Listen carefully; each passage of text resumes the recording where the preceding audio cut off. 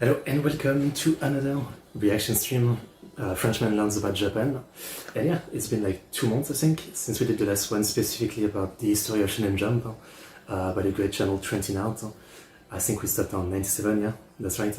And yeah, today we're going to continue with 98, maybe up to 2000, we'll see. I don't know, I'll do 98, 99 and stop there, or maybe we'll do up to 2000, I guess we'll see. You might have seen the title of the stream, but it is my birthday today. I'm 28, I was born in 98, so it's gonna be interesting to learn about 98. It's kind of like, I thought it would be kind of perfect to line it up, right? You know, I was born the 7th of August 1998, we are the 7th of August 1998, and we're gonna watch a video about Shonen Jump in 1998. Seems about perfect to me. Though obviously I was not reading Shonen Jump in 98. Though at the same time it's a bit sad news in a way too. I saw, I think yesterday or the day before, the news that for the first time ever Shonen Jump or maybe the first time in a very long time, Shonen Jump physical magazine circulation has fallen under 1 million, and it is sad in an historical context. Though obviously at the same time Shonen Jump is more popular than ever, right? Because a ton of people are reading it online, you know. So it's not like it's doing bad in the overall way, you know, it's just the physical version, right? But yeah, we are here for more Shonen Jump learning. You know, how much do I know? I know Hunter x Hunter, but you know, how many manga in this will I actually know? We're getting like close to the early 2000s where, you know, many favorites of mine starts like Bleach, Gintama. So I'm looking forward to the section that cover them, but also like, as always, all of the one I don't know. I think that's, you know, one of the big interesting parts for me is what manga I don't know in all of this. Yeah, by the way, if you hear some background noise, there is some repairman for like the water heater. It's not doing well, so that might be the noise in the back. But yeah, I don't know if there's too much more to say. I mean, as always, I like to learn. Link in the description for the channel, Trentin Art, and their video. I mean, great channel. Probably a lot of effort to make these videos, right? The amount of research, reading there is to do, it's quite a lot. I love channels that do this kind of like very intense, dedicated project. I respect them a lot. You know, they're my favorite type of channel. Yeah, hour-long documentary that took hours and hours of research. It's pretty cool, you know. But yeah, let's get into 98. I skipped ahead just to see how the video was, but I didn't pre-watch or anything, don't worry. So let's get into it. BGM off. Then I put English to Japanese subtitles for the GP viewers as always. Let's get into it. Late 90s, the Japanese manga magazine Weekly Shonen Jump would undergo a great metamorphosis. It would shed many hit series at the time, struggle with declining circulation numbers and grabbing readers' attention. But bit by bit, series by series, the spotlight started to return to it thanks to hits like Yu-Gi-Oh!, Hoshin Engi, and One Piece.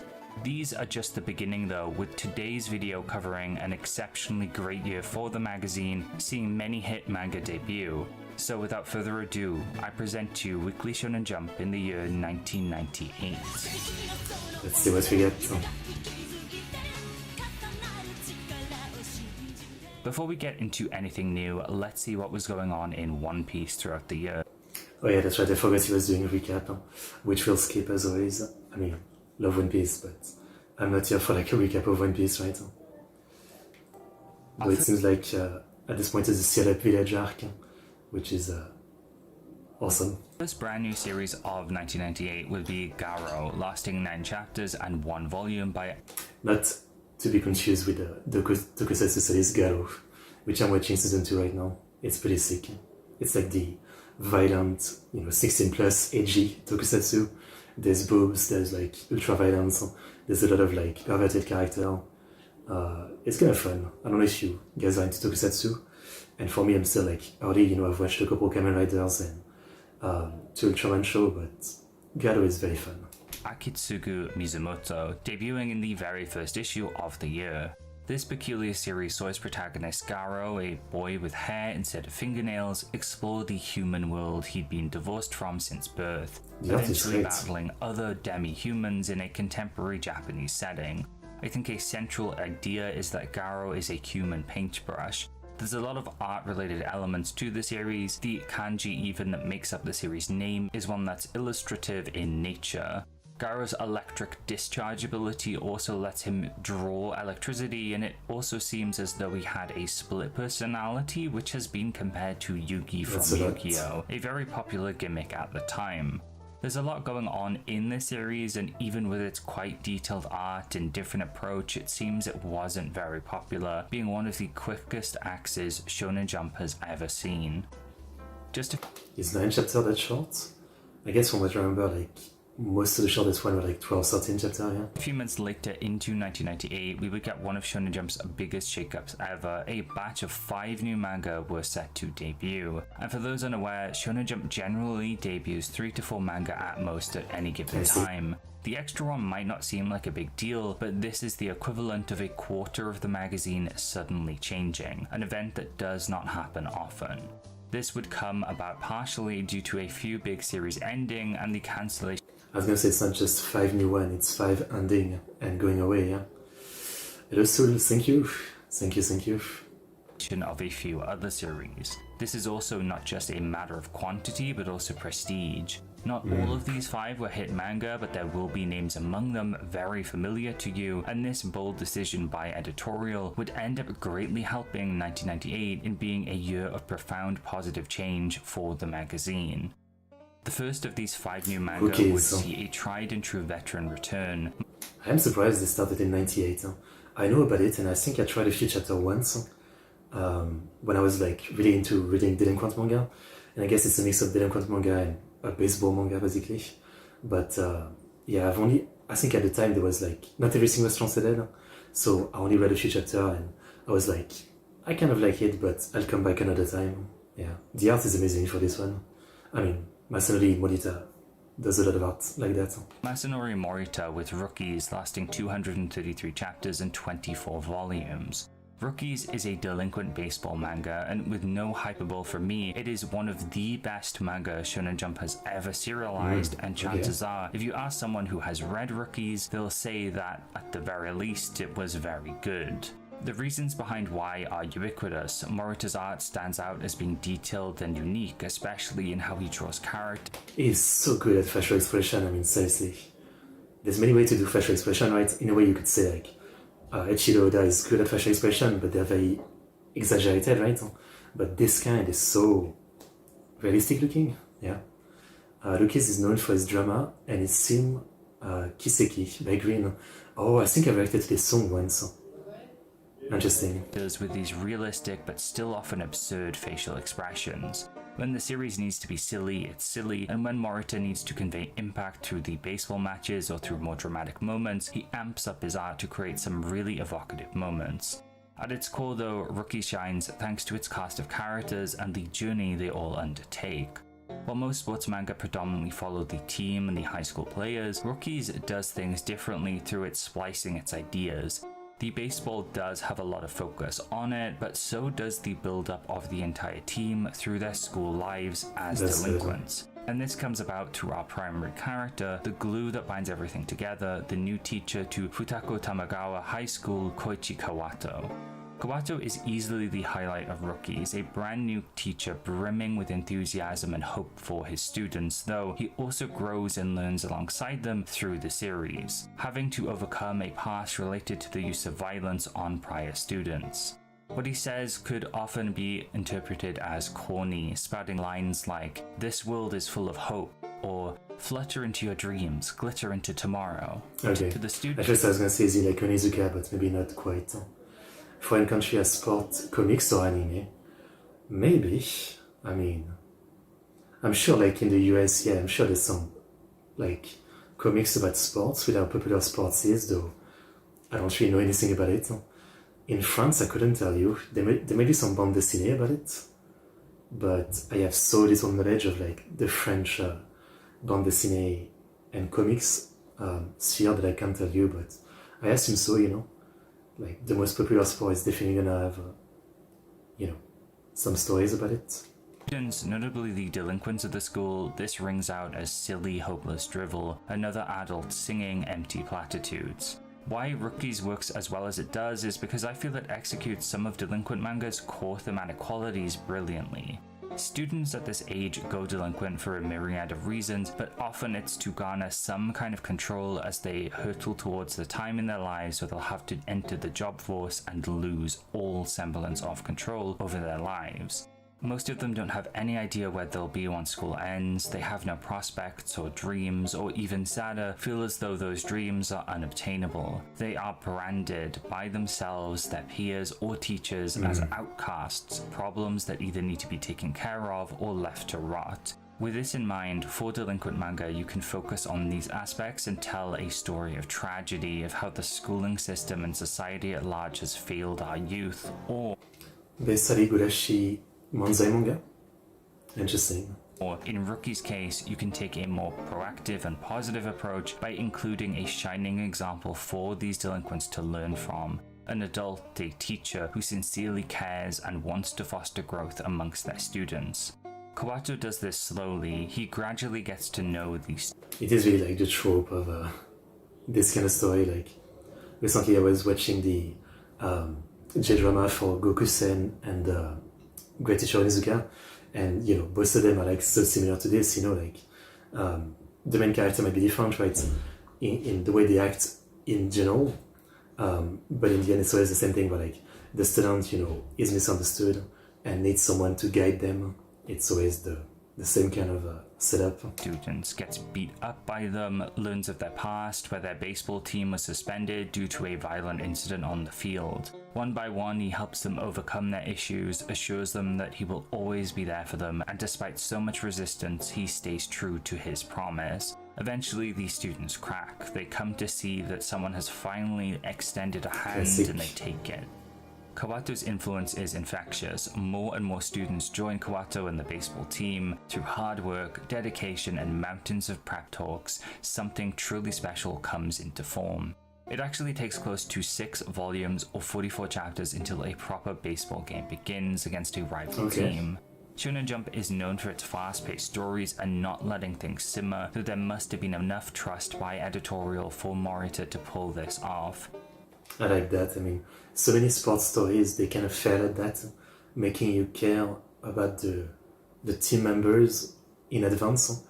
Like usually the storytelling will be that, you see many games with this team, and as the time goes on, you learn about them.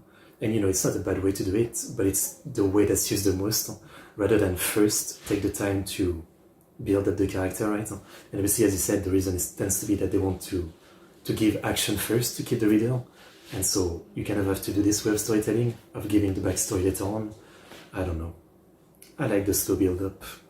Furthermore, Rookies isn't just a baseball. Morita Masanori entered the most famous comedy school amongst people of the 20s and made Manzai and won some times in qualifier of M1. Okay. You always talk about Manzai, but I know what it is and I've seen like a little bit, but I've never really gotten deep into it. I don't really know if I could, enjoy it as a non-Japanese person, because I feel like, it's something that's not really funny with subtitles, maybe. It's something that's funny if you understand what is being said and the jokes. So, I don't know. Series, it's a drama, its characters are compelling, and how they interact with their delinquent status, with their new teacher, and with the sport of baseball all add up to form the basis for a team which you come to deeply care about. Winning doesn't just mean victory for its students. Going to the Koshien isn't just this monumental achievement, it also represents these students who were once cast aside, clawing themselves back up from the depths of the hell they feel trapped. Yeah. No, I mean, I know what it is. Again, I've seen a little bit in different anime and things like that, but yeah. Actually, one time I reacted to the M1 Toho, which is like a parody of the M1, but with Toho character, It was kind of funny. to show that they are worthwhile, that they do deserve all the love and respect any other person deserves, and beyond them being viewed this way by others, it's also something they themselves need to come to believe in for their own futures. They need to believe in themselves. Rookies is important. It's a genuinely inspiring series that I think fans of sports manga or drama series would really enjoy. It's also one of the most mature series to have ever been serialized within Jump, though still retains a lot of tropes or elements present in the shonen manga you're familiar with. It was real spicy squid balls. Okay. You're burning. I can imagine, yeah. Too. Despite being very Thank popular you. and selling well, Rookies, as well as every other series from Morita, actually hasn't received a full anime, which is a crime. It has had a live action series and movie, how Yeah, I saw that. Why are they all dressed like this? It went from like delinquent manga to like half naked boy band. Why are they dressed like this? What happened between the manga and this? however, which is very well regarded. They came out in 2008 and 2009 respectively, a few years after the manga would end. Rookies remains in the conscious of fans around the world through merchandise, pachinko, a stage play, which is customary at this point for every Jump series, but it is a shame that Rookies hasn't seen an official release in English in any capacity, and while the fan translation is pretty solid, I'd love to see more people read this series since it's so good. It's definitely high on my list of I want to read it, yeah. To Pachinko, yeah. Pachinko, it's stage play again. Like stage play are kind of like an unsung hero. Everything seems to get a stage play. I mean, even thing that you would never think. I mean, I guess it's the same with Pachinko, yeah. It ends up getting like a Pachinko machine or a stage play for some reason. It's interesting. Debuting next in this batch of 5 manga Shonen would be Tante Shonen Q. Tante Q, lasting 15 chapters in 2 volumes by Enjin and Shinga Gin. Sadly, not nearly as big of a hit as Rookies, Shonen Tante Q was another attempt from Shonen Jump to try to emulate the success of their rivals in the other big shonen magazines, which were currently Oh, I don't know in what magazine Conan is. I never thought about it. Interesting. experiencing great waves of success with Detective Conan in Shonen Sunday and the Kindaichi Sunday. Case Files in Shonen Magazine. This is something Jump has been trying to do for the past few years, but sadly a detective manga would never click, evident by this series not lasting very long. It also sounds as if editor-in-chief at the time, Kazuhiko Torishima, didn't even want to chase these trends and recognized how much work and effort went into these 2 big mystery series, but due to pressure from higher up, eventually Shonen Tante Q was greenlit to be serialized. The story follows a young child actor, Kyuta Hanabusa, who stars in a drama with the same name as the manga, but things start getting real fast, with the fake murders turning into real ones, and he must use his natural genius to solve cases. The general premise sounds fine, though the production of the manga was beset by many problems. Structurally, the mysteries weren't well written, with there being no real clues or hints which might be tied to the artist Shinga Gin.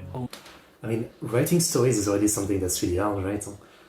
You know, though I think it's like more doable by most people, but writing something like a mystery series like this, and writing a good mystery series where, like, again, you have to leave clues so people can solve it, but also it can't be too easy, and also it has to be very complicated because, you know, you want to make a good one.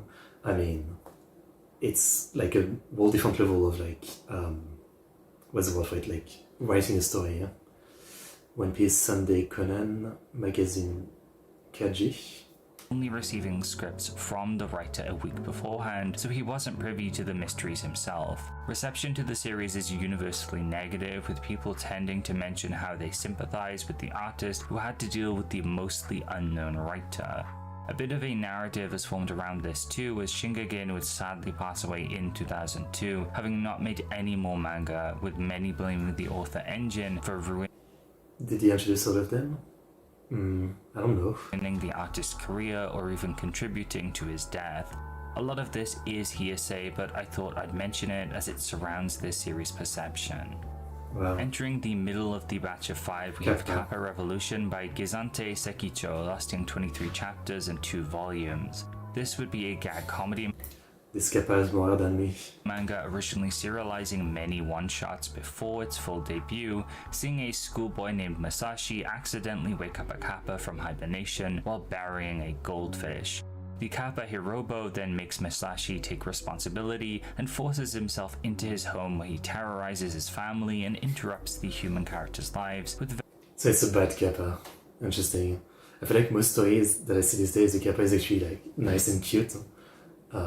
So this is the exception. various evil schemes and gag antics. Unfortunately, it debuted in a rather stacked year, so it didn't get to stay around for very long. The final two manga of the 5 batch were big hits, with the next series being a rather under-discussed but still beloved Shonen Jump sports series. Whistle, lasting 216 chapters and 24 volumes by Daisuke Higuchi. Whistle follows Sho Kazamatsuri, a boy with the dreams of joining Japan's J-League. He loves football with all his heart and has pushed himself throughout his life to get better at it despite his short stature. His journey is one fraught with difficulty, as despite getting into a school with a good team, Musashi no Mori, he spends his time sitting on benches as a substitute player. Noticing this and his lack of improvement, he decides to take things into his own hands, leaves the school to attend a lesser known one called Josui, and attempts to make his dreams come true from the ground up. That's cool, like, take the less known school and take it to the top. I like that.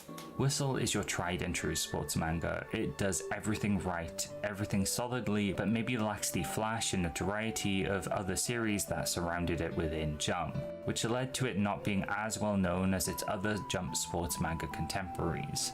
What it does have in spades though, maybe more so than any other sports manga I've read within Jump, is heart. The character of Sho is a constant force of inspiration for his fellow players and adversaries, and they can't help but gather around him. This is all because of his drive to get better at football, as well as his love for the game. His development is astounding, and without spoiling anything, it makes the ending hit very, very hard with its resounding admiration of football. Okay. The sidecast is also a lot of fun too, with the series mixing things up throughout its run with joint training camps and Sho moving up in the world of school football. What is especially relevant to the series is when it took place, before and during the 2002 FIFA World Cup, which Japan and South Korea co-hosted. This likely boosted the popularity of the series, as Japanese readers were being increasingly exposed to football as the country. And as I always say, today's my birthday, and I was born in 1998, and so whenever in France I go, anywhere, and someone asks me my birthday, and I say 1998, every single time people will tell me, oh, this is the year France won the World Cup. I guess now it's like mostly older people, people who are like over 40, I would say, that tell me that, but without a doubt, always, like, I'm always ready for it, and there's always someone telling me that. Every single time, yeah. A lot of effort into hosting the games. Throughout the manga, especially in 2002, we'll see little illustrations highlighting how long it will be until the World Cup starts and which stadiums the matches will be held in. An interesting topic the series visits also relates to the World Cup. There is a little bit of focus at one point on Japanese and Korean relations, which is a loaded topic. However, I feel Higuchi used the fact that the two countries banded together to host the World Cup as a springboard to at least broach this subject through their manga. It is likely done in a very idealistic way, but I think exposing children to the strained relations of the two countries and acknowledging there's tension there, as well as approaching it with a level of kindness, is something worth commending. Sure. This is a manga primarily aimed at younger children and on football. The discussion doesn't need to get super heavy, yet Whistle does go out of its way to be a bit more than just a football manga in how these characters treat and relate to each other. Their backgrounds are made to be important. If I didn't play soccer, would you still want me as your son? That's heavy. And this all builds into a message about how football can connect all sorts of different people together. There are other parts of the series where it digs into ethnicity or on gender too, and how ultimately that doesn't matter when it comes to loving the game of football and participating in it. I quite like the character of Yuki Kojima, for instance, who is the club manager of the initial team, though goes on to start her own girls team later on and proves herself to be exceptionally skilled and knowledgeable on the sport, helping out all the boys immensely.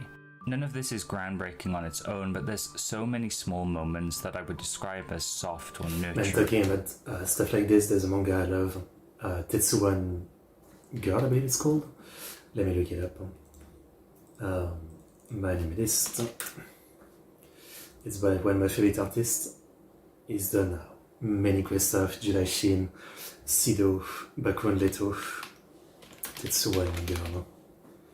Yeah, that's the one I was thinking. It's a manga basically after World War II. It's about the very first, well, it's a historical fiction, right? But it's about the very first woman team of baseball in Japan, who's gonna basically challenge the American female baseball team. And it's led by like this main woman who's like someone who lost everything from the war and is very like driven. And then a businessman who's behind the team who, same thing, he lost everything and they're both trying to like take their revenge for everything they've lost in life, I guess. But in this whole like business / baseball kind of story.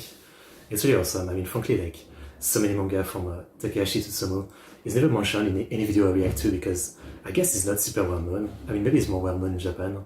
Like none of his stuff has any anime, which is crazy to me. Like he does so many incredible seinen stories. Background Leto is like a kind of like autobiography about him when he was in a Bosozoku gang as a kid. Jedi Shin is about a crazy detective who gets into a lot of dark cases. Sido is about two brothers who lost their family toward the end of the samurai era and they have to survive. Tetsuwan Girl I talked about. Sky High is about like Izumo, the like woman who guards the gate of like purgatory, hell, and reincarnation.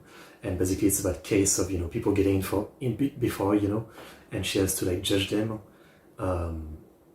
He has a boxing manga like Black Box. I mean, so much good stuff from this hotel. And again, like he has a super unique art style, but he's never talked about. Like I'm always talking about him, but I never see anyone talk about him in the video we watched or anything. You know, kind of as he mentioned for the author of Rookies, there's some legendary authors like this, and it's such a shame that they have like no anime. I mean, like, you know, some of this I can just imagine how they would work, right? Like Tetsuwan Girl would be a great 25 episode anime. Background Leto 25 to 50, right? I mean, it's not, maybe it's too like seinen and serious, right?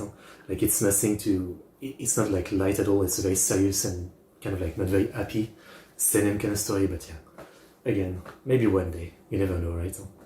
Like, you know, the Ghost in the Shell manga now, after like 40 years, is getting a proper adaptation. So you never know. Maybe these days they will go back to adapt some older stuff. You never know. I can only pray, I guess. Throughout Whistle. It takes its time to flesh out its cast and give them personal challenges to overcome. It also does all of this with such genuine feelings of camaraderie that I found quite refreshing. On the art front, I also found myself really enjoying the series. Higuchi is great at illustrating the path of the ball, how it's moved or passed around, and there's a lot of these wide sweeping shots of the field that help give you a greater sense of what's going on. It's always clear and robust. I never found myself confused at what was going on, or asked who was who either. It is for me one of the nicest manga I've read throughout the History of Jump series, and perhaps one of the most underrated manga in Jump Sport's library. More people should definitely read this. Thankfully, it does have its fans, and I won't lie, I'm not especially excited about soccer manga, yeah. I don't know why. I guess I'm just not very excited about soccer in general myself. I mean, as I keep saying all the time, I've never even watched a full soccer match. Has remained quite well loved, with it getting a 39 episode long anime starting in 2002. Alongside this, it would also receive 2 video games, both released in 2003, with one being for the PlayStation and another for the Game Boy Advance. Over a decade after Whistle's conclusion, we would then see Higuchi return with Whistle W, a direct sequel manga which ran for 5 volumes. 2016 also saw Whistle go to the stage with the play Whistle Break Through the Wall that ran throughout the latter months of. How does that even work? Like, do they play soccer on stage? On like a theater stage? That year. While physical volumes may be pricey now, it is available in English and you can purchase this digitally if you'd like to read it in an official capacity. I Hunter x Hunter. And now Yes, we come reach on. the final manga of this batch of 5. Jump had began with Yeah, I think again, like, it's possible. I really want to believe that right now, like, in the 2020s, there's more of a chance of, like, older manga being animated. I hope so. Because there's still so many, like, awesome classics that I've never gotten an anime, and, you know, that would be nice to see. bringing back a veteran author, and they would end this batch with one as well, seeing Yoshihiro Togashi return after Yu Yu Hakusho and Level E to do another full series by the name of Hunter x Hunter, which currently is still ongoing, though on hiatus with 410 available chapters. I think he just came back recently. Oh no, I think he just explained that he had already had the idea for the next few chapters or something. As of writing. Building on this past series, Hunter x Hunter combines the strong battle shonen fundamentals we saw in Yu Yu Hakusho, its punchy art, its cast of likable characters, and wildly shifting tones with some of the bizarreness and eye for hyper detail that permeates Level E. It's more complicated than the former, yet more palatable than the latter, finding this sweet spot that's earned it a reputation as a shonen manga darling. And I haven't read it, but I watched the 2011 remake, and I used to watch it weekly, not from the beginning. I think from before the Kimelaunt arc started, and so I saw the full, incredible Kimelaunt arc while it was airing back then. I remember the discussion and everything. It was great, yeah. And actually, it was last year that I rewatched all of Hunter x Hunter, 2011, and I still love it. Yeah, I mean the Kimelaunt arc is really amazing. And personally, you know, I think Hunter x Hunter is a lot of fun, though I'm not as crazy about like a lot of the other arc. But Kimelaunt alone is just like, I mean, there's very few shonen arc that can get as close to being this good. You know, it's so much fun. Yeah. It's a great show. This one joke I have recently about legacy mangaka, so telling my passing and realizing they should finish their shit now than ever. Yeah, I mean, that's always the fear, right? I mean, as I always say, like, I will read the rest of Berserk, but it will never be the same. I never really consider it finished, you know, even though I know that the guy who was finishing it was a friend, and, you know, Kentaro Morita told him everything, but I don't know. I don't think I'll ever consider it finished, and it's really so sad, you know, like a life work never finished. So, yeah. Obviously, Togashi, I mean, you can't really, you know, like, I know people want him to get other people to finish it. Like, he gives them direction and they finish it, but I understand again, like, it's his life work, he wants to do it himself, even if, like, he can only do one chapter a year or something. But at the same time, like, if he passes away, that would be like the worst thing ever, you know? Kind of like with Berserk. Yeah.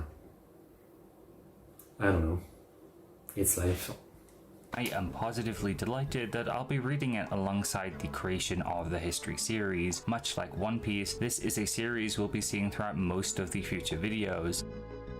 While a lot of manga in Jump opt to build off of pre-established ideas even in a fantastical way, see One Piece building off of pirates or Naruto with ninjas, etc, etc, Hunter x Hunter does things a tad differently. In its world, hunters aren't just those who hunt animals, though the first chapter uses tropes and ideas pertaining to that. They are in large part the greatest of humanity, those who are driven by an innate curiosity, passion, or desire to seek something. Yeah. To the extent where they will become the most powerful and dangerous to chase their ideals. It's a cool concept with like how individualistic they can be, like a gourmet hunter, or, you know, what was the other one? I think there was a game hunter or something. Our protagonist, Gon Freaks, wants to be one such hunter to pursue a certain unknown, though it's not any mystical creature or ruins filled with vast riches. What he wants to hunt is another hunter, his father, Ging. I have heard the extremely comical explanation of Hunter x Hunter being about a son whose dad has left to buy cigarettes, only Milk, come on. for that son to go out there on a journey to find out why cigarettes are so cool and worth leaving for. And while this is really funny, from the get-go, Gon's purity, enthusiasm, and tinges of loneliness really endear you to him and give the story this initial heart to it that justifies this journey you're about to go on. Along the way, in order to beat the hunter exam to become a hunter, he meets others who are also seeking something. Firstly, Leorio, a 19-year-old boy who looks to be... Yeah, that's right, I always forget about that. I genuinely always forget about that. I mean, you know, some people don't age well. You know, some people start getting old at 19, I guess. It is something. It's the facial hair, right? It's the facial hair. In his 30s, initially abrasive, acting very casual and without a care, though secretly has a big heart, and Kurapika, an older boy who acts guarded and secretive, who juggles within him exceptional warmth as well as rage.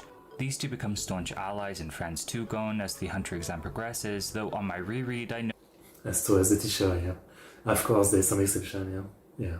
noticed that we only learn tiny snippets about them here. What's focused on mainly is them forging a relationship with Gon throughout the initial arc, with their cards still firmly glued to their chests. Like other characters who were introduced, I feel Togashi has no qualms with taking this slow. His character build-up isn't focused on or rushed. We instead get the seeds to future developments, something he perhaps felt he could do with him having a bit more leverage than usual within Jump.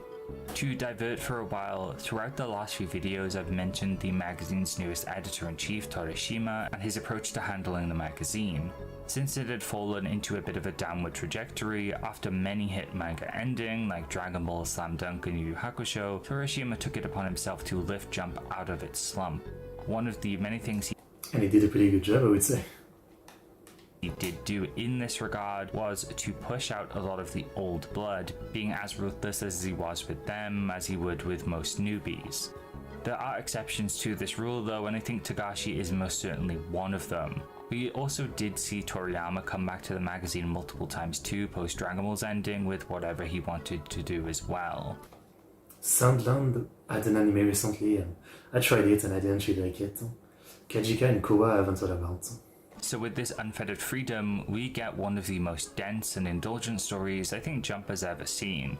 You can see this in all of Togashi's weird creatures he's thought up of, or through the mind games Tompa plays against his opponents. People often attribute the series to getting wordy later on, in the currently ongoing arc, but Hunter x Hunter has always been incredibly text heavy and so... That is something just like blank panel, which just text is something, yeah. That's something. As Togashi's previous work to an extent as well.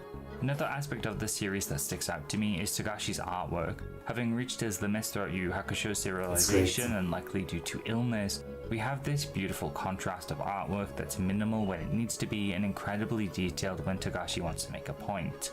To me, it comes across as Togashi having realized the most efficient way of drawing for him, focusing instead on how he conveys information and saving energy to draw the things that necessitate mounds of detail. I hope this doesn't come across as if I'm saying his artwork is mechanical or efficient in this very objective way. I mean, frankly, most weekly mangaka, this is how they end up. Most of them start with like incredible ideas of, you know, constantly keeping up the level of quality and details, but because it's weekly, eventually, you know, they adapt their style to be a little more easy to pull off, right? I actually think it's quite beautiful how Togashi juggles the contrast, and some of his simpler pages really stick out to me. His eye for laying out a page is incredibly strong, and with so few lines he's able to convey so much and build an exceptionally rich world at times. Returning to the core of 1998's chapter contents, the Hunter exams were the series' initial focus. Alright, I guess I'll pass. I mean, I'm not really here for an Hunter recap, even though I really like it, and I do hope that it gets finished one day. It's definitely a sad situation. Obviously, Togashi's health, you know, it's one of those things where, like, you know, it's always gonna be the what if, both for like Hunter x Hunter, right? Like, how much content will he eventually cut out to be able to finish it? Because obviously, you know, with how much he slowed down, yeah, people will always say, like, if he was healthy, how much more like awesome arc in Hunter x Hunter would there be? And also, like, Hunter x Hunter would have finished eventually, and then how many more awesome manga could he have written? But I guess we'll never know, because it's very likely Hunter x Hunter will be his final manga. I mean, I don't even know, like, if he has said anything about, you know, how much there is left. Yeah, murder the inking budget. But yeah, it's definitely sad. I mean, yeah, very sad. An all-new Shaman King. A new snowboarding shaman blows on the scene. But is he an ally? Good luck in the shaman tournament. Or is it all I've heard of snow Shonen King. He's hanging out with hunter spirits. That kid is a traitor. You'll pay for that. Voice acting. Directly after this 5 batch, Jump would Never checked it out, but I know the name. That's really about it. I didn't know it was so popular, like 32 volume. continue to hit home runs, with Shaman King by Hiroyuki Takei running for 285 chapters and 32 volumes. Shaman King is another monumental series for Jump and shonen manga as a whole, often regarded as being one of the very best. And having read... Really? Genuinely, I never hear anyone mention it. Yeah. Through it for this video, I completely see why. I was even tempted to maybe cover it in chunks like some of the other series I do that for, but I have a lot on my plate already. Shaman King follows Yo Asakura, a laid-back kid and shaman who wants nothing better than for everyone to get along, living or dead. It's a series that exhibits a lot of elements you'll be familiar with if you read shonen manga. It has the protagonist that turns enemies into allies, it has a power system that sees its cast grow and evolve, and a whole host of exam/tournament arcs. Alongside all of this, Shaman King feels pretty different. One of the reasons why is its focus on shamanism and beyond, of all the different faiths and beliefs from across the world, especially pertaining to how we think about and handle our deceased. Earlier on, this manifests in episodic chapters where Yo embodies different spirits to help him do different tasks while helping them pass on, with his primary spirit partner being a Midamaru, an ancient samurai. Over time, the series transitions into being more battle-focused as other... You know what, I'm already kind of sold. The concept sounds pretty cool. Like, a version of Fate where, like, it's a mix of Fate and JoJo. You know, you have a stand, but it's like an historical figure, I guess. That sounds pretty cool. Shamans track Yo down like Ren, revealing that Yo is a part of a years-long tradition called the Shaman Fight, a tournament to crown the next Shaman King. This event puts the series into hyperdrive and is one of the most fun exam cross-tournament style arcs in any shonen manga I've read. In large part, this is because we get to meet so many different characters who believe and embody different things. Each has a different set of beliefs, wants to become the Shaman King for different reasons, and treats ghosts or spirits in different ways. One of my favorite characters, just as an example, is Hororo, an Ainu shaman who fights with a Koropoku named Kororo, who in Ainu folklore are a race of miniature people who live in hiding under buttermilk leaves. Through this character, Takei manages to showcase a piece of their culture, talk about preserving nature, convey a little bit about Ainu customs, and how all of these elements intersect. He attempts to do so for many other characters, and it's this holistic approach to representing the people of the world and their beliefs that makes Shaman King a really approachable series for everyone. You might wonder how X culture might be represented, and while I'm sure some aren't shown perfectly, the fact that this was even attempted and how it meshes with Shaman King's grander ideas is fantastic. Yeah, it sounds very educational, which is quite nice for a Jump manga. So many shonen series tackle the idea of conflict and unity or friendship, but there's an effort here to show how that might be possible on a grand worldwide scale as Yo gradually befriends other shamans. He is also another... What time? I think 7 PM? I think. ...facet that sets Shaman King apart from other 7 big PM shonen something. titles. Yo Asakura is fundamentally different as a protagonist. He's kind and will fight for what's right, but at his core he's relaxed. His main goal is to enjoy life and be happy, with no strong ambition to do much of anything. He's a rather reactive 8-8 in Japan, I guess so, yeah. I guess so. Protagonist, in fact, letting things wash over him and taking life as it comes, matching its ebbs and flows, often remarking that things will just work out. In a word, he's refreshing. He's not a loud character who's running off on some grand goal, but one very down to earth and relatable. How Shaman King even interacts with some shonen ideas like power levels is also something I find quite interesting, showing them to us to show us how futile the situation is, but Yo's attitude to them is always a lax who cares, things will just take their course. Things also get pretty fatalistic as the series goes on, but the series always retains this love for humanity and a belief that we can always find common ground and get along, all of which is embodied within Yo. Shaman King is a very ambitious story, which I think by the end does lead to... You've actually sold me, I mean, again. I was like, there must be a reason why I haven't really heard about it, but this sounds pretty awesome, actually. I mean, I've heard the name, but again, I don't really hear anyone talk about it ever. But getting somewhat squashed under its own weight, something you can kind of tell based on its prolonged and odd final chunk of chapters that build up into a massive anticlimax. By this point though, I felt I'd already internalized a lot of the ideas Takei wanted to convey, and it was always about the journey and the process anyway. Beyond the fights, which granted are really cool, there's a calmness that pervades the series, with it having quite a lot of downtime. One of my favorite instances is when two characters, Manta and Ryu, were driving around going to Izumo, and Ryu relays how places like summertime difficult, I mean, yeah, it's hot, so it's difficult. Like service stations along the highways are his happy place. He can find comfort and beauty, community even in these places. So many times in Shaman King do I feel like instead of the series telling me to try my best or find friends, it asks the questions, what makes you happy, where makes you happy, and what will fulfill you. It's contemplative along with being a regular battle shonen, and no other series has the exact same rhythm it has. I kept things kind of loose while explaining my thoughts on its general plot here, and I think people who have read the series will get what I'm saying, but for those who haven't, I really think you should give Shaman King a shot. In a general sense, Shaman King stands out in other ways as well. Does it have a complete anime? Because I'm lazy, as you guys know, and reading a manga is not something I do often these days. Shaman King. Oh, interesting. There's multiple versions. So there's a 2001 anime, with 64 episodes. And then there's a new remake from 2021 with 52 episodes. Well, actually, there's more than that, but it's not very well rated. Like, the old version is rated pretty well, but this new version is, like, not looking good. Though it seems to have more episodes, so potentially it's a full adaptation. Yeah, because the first one, probably like the first anime finished in 2002 and the manga finished in 2004, yeah. Okay. Interesting. Well, maybe I need to not be lazy one day and read it.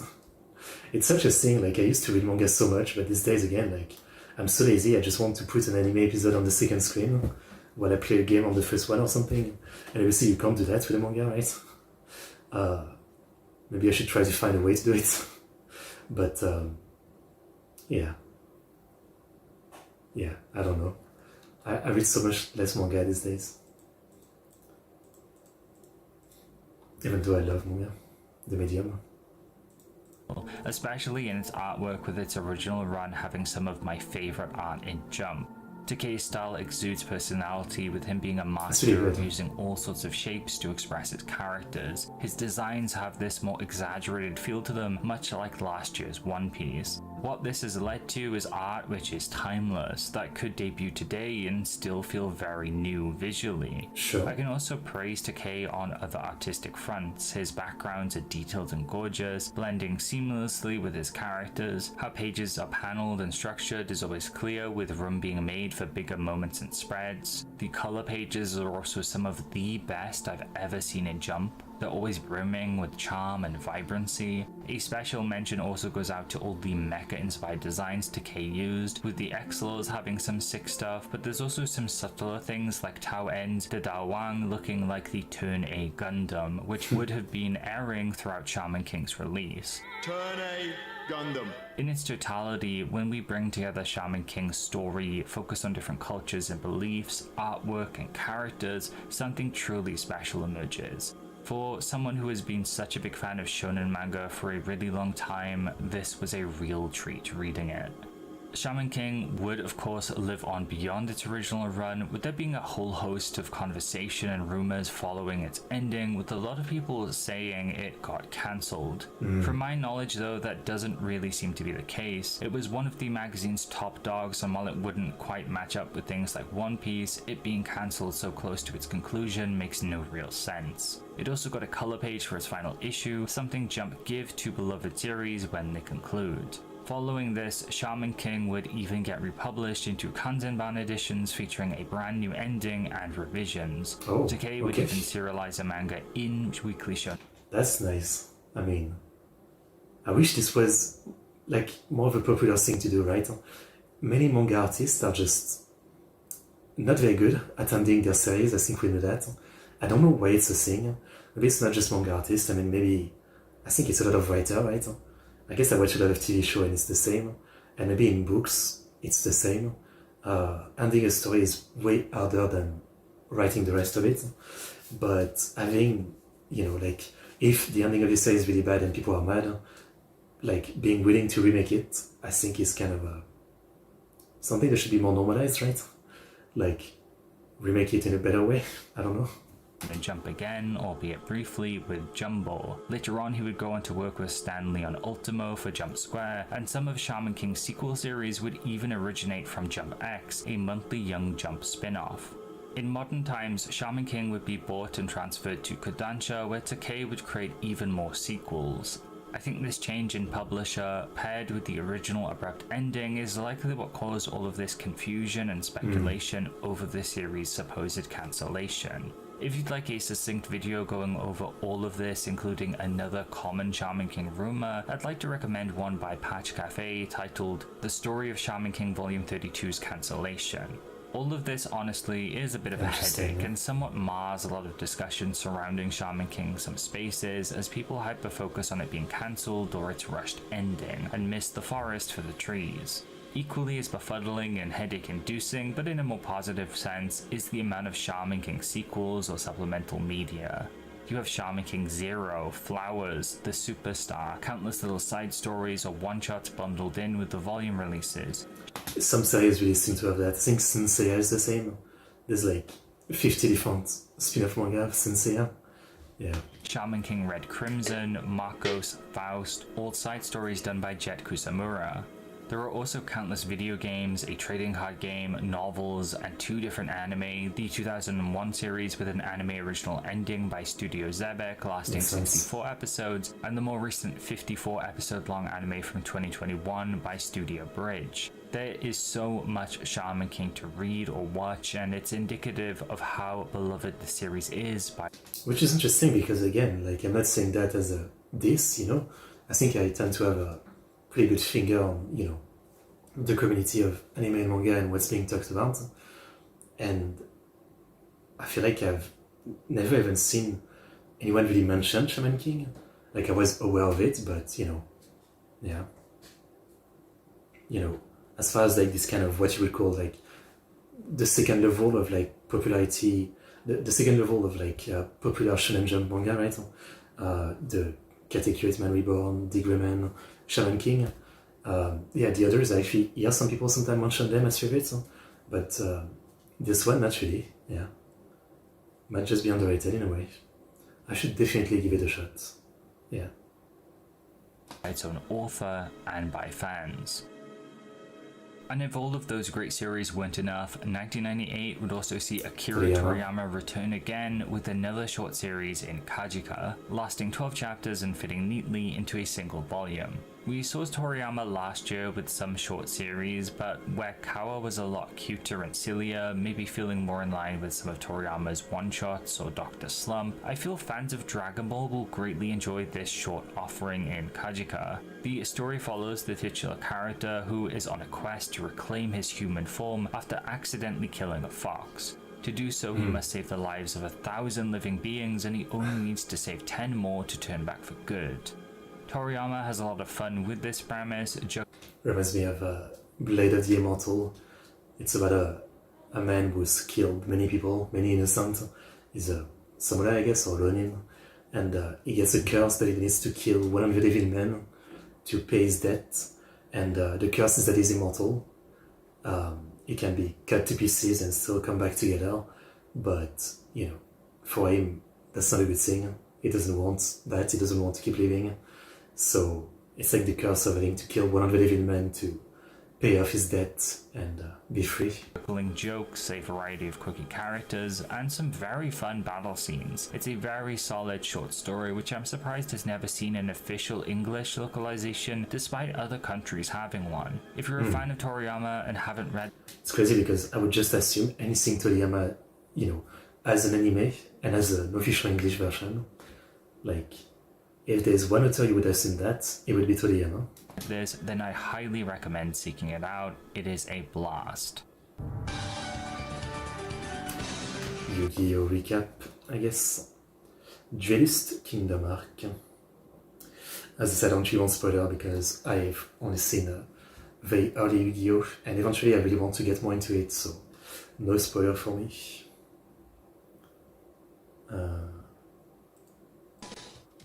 After a long run starting in the 80s, veteran author Makoto Niwano would serialize their final series in Jump, Base Boys, lasting 18 chapters and 2 volumes. This would be your fairly typical baseball manga, seeing its protagonist Sugiura join Takatsu High's baseball team only to find it's been overrun with delinquents, though with the help of another prospective player, Sanosuke, an ex-Kendo Club member, they whip the team back into shape. Niwano has tried a variety of things within Jump, finding relative success with sports and martial arts titles. Unfortunately, I feel his luck majorly ran out this year, with Toriyama's push to fill the magazine with new blood and the advent of rookies. The cover following Base Boy's debut would even be a Rookies cover too, signaling a bit of a death knell for this series. While it's not unheard of for the magazine to serialize 2 baseball series at once, or even 2 similar series, the fact that these were both released so close to each other and also both heavily featuring delinquents really has me scratching my head wondering why Niwano and editors went through with this. This isn't to say Base Boys is bad either. Niwano's art is as charming as ever, and he made an attempt to minimize jokes and focus on the baseball itself, though still had some more outlandish characters befitting his style. Base Boys just couldn't measure up to the many other hits of 1998 though, which led it to being Niwano's final manga in the magazine. To fill some space after Kajika's brief serialization, Jump would swap in Hiroshi Gamo, the creator of Lucky... Wait, Shonen Tantedan. Shonen Tantedan. Interesting. Man, to do another detective manga, Boku wa Shonen Tante Dan, which would last 20 chapters and 2 volumes. Unlike the other ventures into the detective mystery genre, Boku wa Shonen Tante Dan would parody those popular detective manga at the time and be predominantly comedic, seeing its protagonist Dan fill his head with vinegar and use a briefcase filled with 7 special tools which would change each chapter to solve wacky cases. Throughout the manga, Dan would battle the Nostradamla, a villain who plots to destroy humanity, fight against phantom thieves, and do various other bizarre things, with the series throwing reams and reams of text at readers, juggling mystery elements and comedy beats. It would, however, not last long and would end Jump's stint at trying mystery manga for quite some time.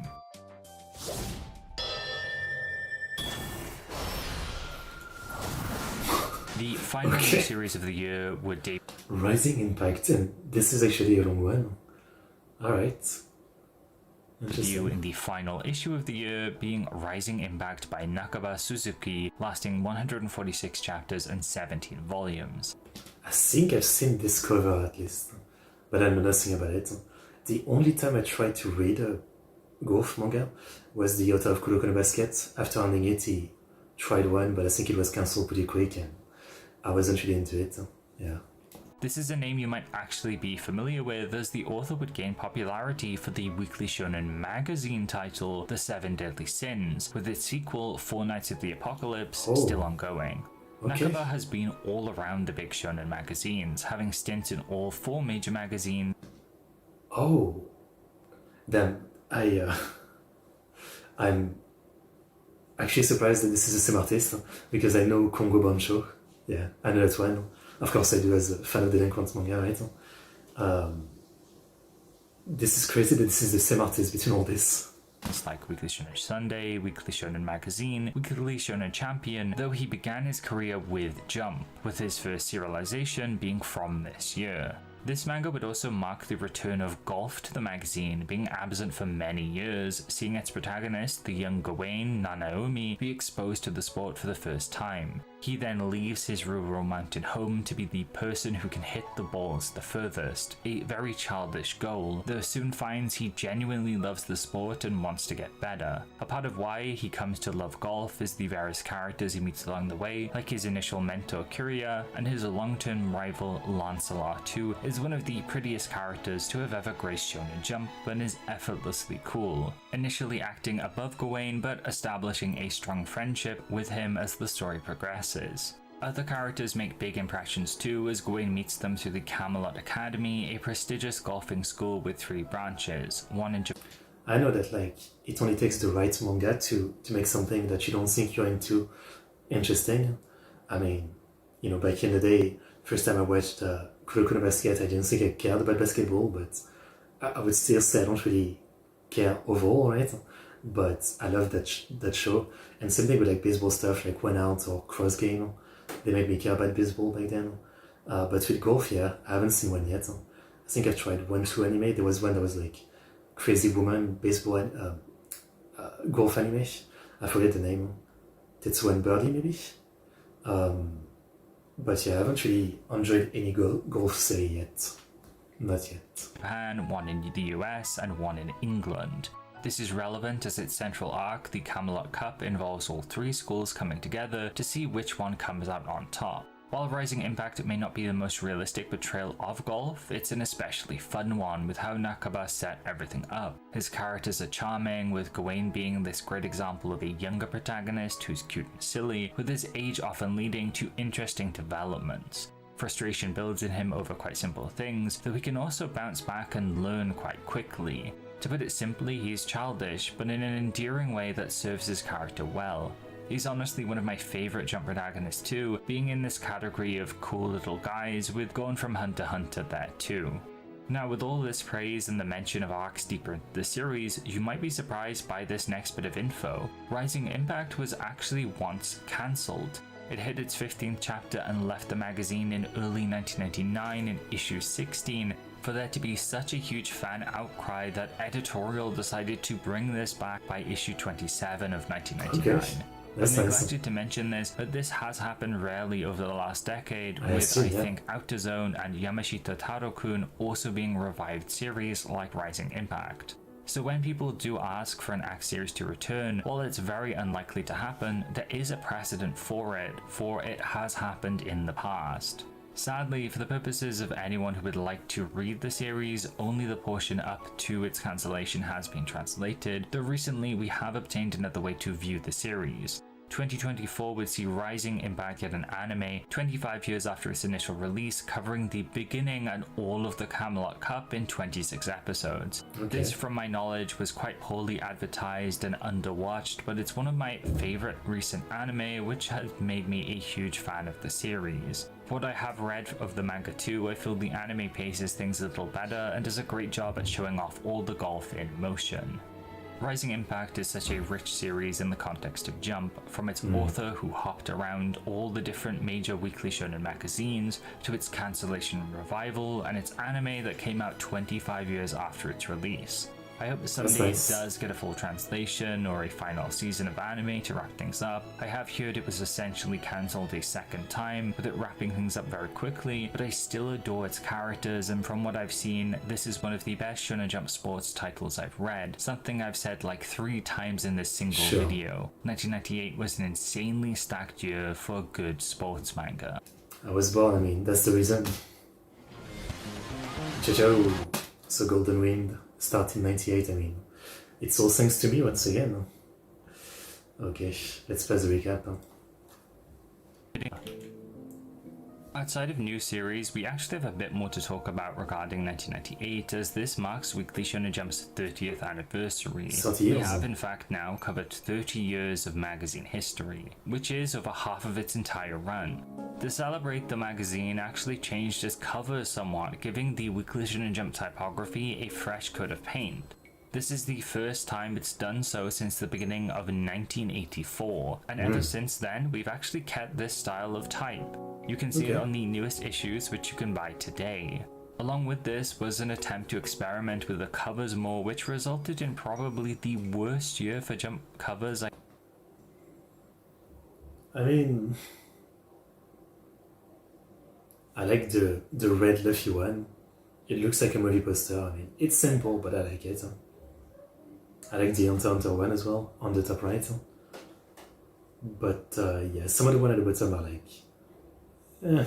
I can think of. They look really dull, often being zoomed in shots of characters' faces. Perhaps this was done to be more economical, though it led to covers like issue 1 of 1998 with Garo's debut, which looks horrible. There's some nice ones for sure, but poor covers plague the year and are accompanied with what I feel is way more text than they'd normally have. I'm being a bit of a negative Nancy though, and Jump did do a few other things to celebrate the 30th anniversary, like the Jump Super Anime Tour, which gave us the OVA pilots for One Piece and Hunter x Hunter I mentioned earlier. We also got a 30th anniversary art book covering some of the most popular series Jump had serialized from 1968 up until 1998. Perhaps there were other things the magazine did to celebrate the year too. In retrospect, it could be that the big 5 batch featuring Rookies, Whistle and Hunter x Hunter was bundled together to celebrate the year by doing something big that could potentially change the magazine, and well, they did succeed with that. Now that we've run through everything from 1998, let's talk about how the magazine was doing at the beginning and end of the year. Having just debuted, One Piece would take the magazine by storm, cementing itself as a key player by the turn of the year as we closed out on Orange Town. Rurouni Kenshin would also be an ongoing hit at the time, gradually heading for its conclusion. Yu-Gi-Oh! And Hoshin Engi were going strong. I know I talked about it, but recently I finally watched the Kenshin live action and watched them. Seriously watch them. They are so freaking good. Like, these movies are absolutely insane. I mean, peak live action. Strong being another 2 recent-ish hits for the magazine. For Legacy series, JoJo was still going strong in part 5, Hallelujah 2 Boy was still running with its delinquent shenanigans, as well as Hell Teacher Nube. Another hit from... As I always say, like, Hell Teacher Nube is so popular. So many Japanese YouTubers who do anime reaction that I follow. I've been reacting to the new anime and also to the old anime, and I tried like an episode or 2, and maybe it's not enough, right? But it felt very meh to me. I don't know. Maybe like the appeal is kind of like Conan, yeah, like case by case, but I should give it more of a chance. Last year, Eyes would be the court romance series at this time. For comedy, we had the classic Kochikame alongside the new hit Sekimatsu Leader Den Takeshi and Tenten. Other miscellaneous popular series also ran at this time, like the horse racing series Midori Makibao, animal-focused mystery battle series Wild Harp, and Majima, a martial arts series, as well as Meriote Goto Seijiro, the student council-focused drama series. For some other important series that wouldn't stay in Jump for long, Bastard was intermittently serializing at this time within Jump, and Akira Toriyama's short series Kawa was also present during this transition from 1997 into 1998. A handful of manga then remain, being Cool Rental Bodyguard, Kirin the Last Unicorn, and the newly debuted Garo, none of which would find much success. But that's a very small list of dud series, which left Jump in a really strong position, I feel. The roster here is stacked full of well-loved titles, and overall I think editorial and editor-in-chief Torishima did a good job at picking the magazine back up after its slump post-1995. But 1998 would see further improvements, with a number of series ending. Notably, Kawa would end its short run, and the underperforming Kirin the Last Unicorn, Cool Rental Bodyguard, and Garo would end too. For larger manga, Majima-kun would end its 3-year-long run, as would Midori Makibao and Wild Half at the tail end of the year. In their place, we would see the return of Yoshihiro Togashi with Hunter x Hunter, a premium battle shonen adventure series which... So, I don't know what's happened with Hunter today, but how does it even work? Is it still in like Weekly Jump, or did they put it somewhere else? Because I assume it would mess things up. Like every time Togashi comes back for one chapter, how would they fit it in the magazine? So I assume they moved it somewhere else. Still appears in the magazine to this day. Sports manga would finally make their grand return too, with us getting hits with Rookie's Whistle and Rising Impact, being baseball, football, and golf respectively. The highly popular battle shonen Shaman King would also debut within the year too, and with it I feel we're starting to assemble a lot of pieces that went on to define Shonen Jump's Western image, of a magazine dominated by battle shonen, something that would only become more solidified next year. And speaking of next year, due to the new batch overlapping between 1998 and 1999, a couple of other series I haven't mentioned belong in this roster. The not so successful Shinkaigyo and Hikaru no Go, a really important and cool manga, unfortunately we'll have to discuss in depth next time. The only other manga to debut in 1998 that's in this roster is Tante Dan, the detective gag manga by Lucky Man creator Hiroshi Gamo, which wouldn't last super long. Looking at what we have here by the start of 1999, yet again, Shonen Jump has one-upped itself from the prior year, featuring a slate of manga that are exceptionally iconic, many of which would become some of your favorites if you're an old school fan or grew up reading the American Shonen Jump issues throughout the 2000s. Moving forward, that's the era we're actually stepping into, the new millennium, which is full of nostalgia for many, with most of the big hits being things you can read, which are also very well loved. Of course, there's all sorts of smaller series which don't get discussed much too, which I will be looking forward to covering next time as we and that's what I'm looking forward to hear about, yeah. delve into Shonen Jump in 1999. Okay, I'll pause here since we're watching the video right now, but actually after a little break. Yeah, taking a quick break before we watch 1999, but very nice video. Alright, give me 5 minutes, I'll be back.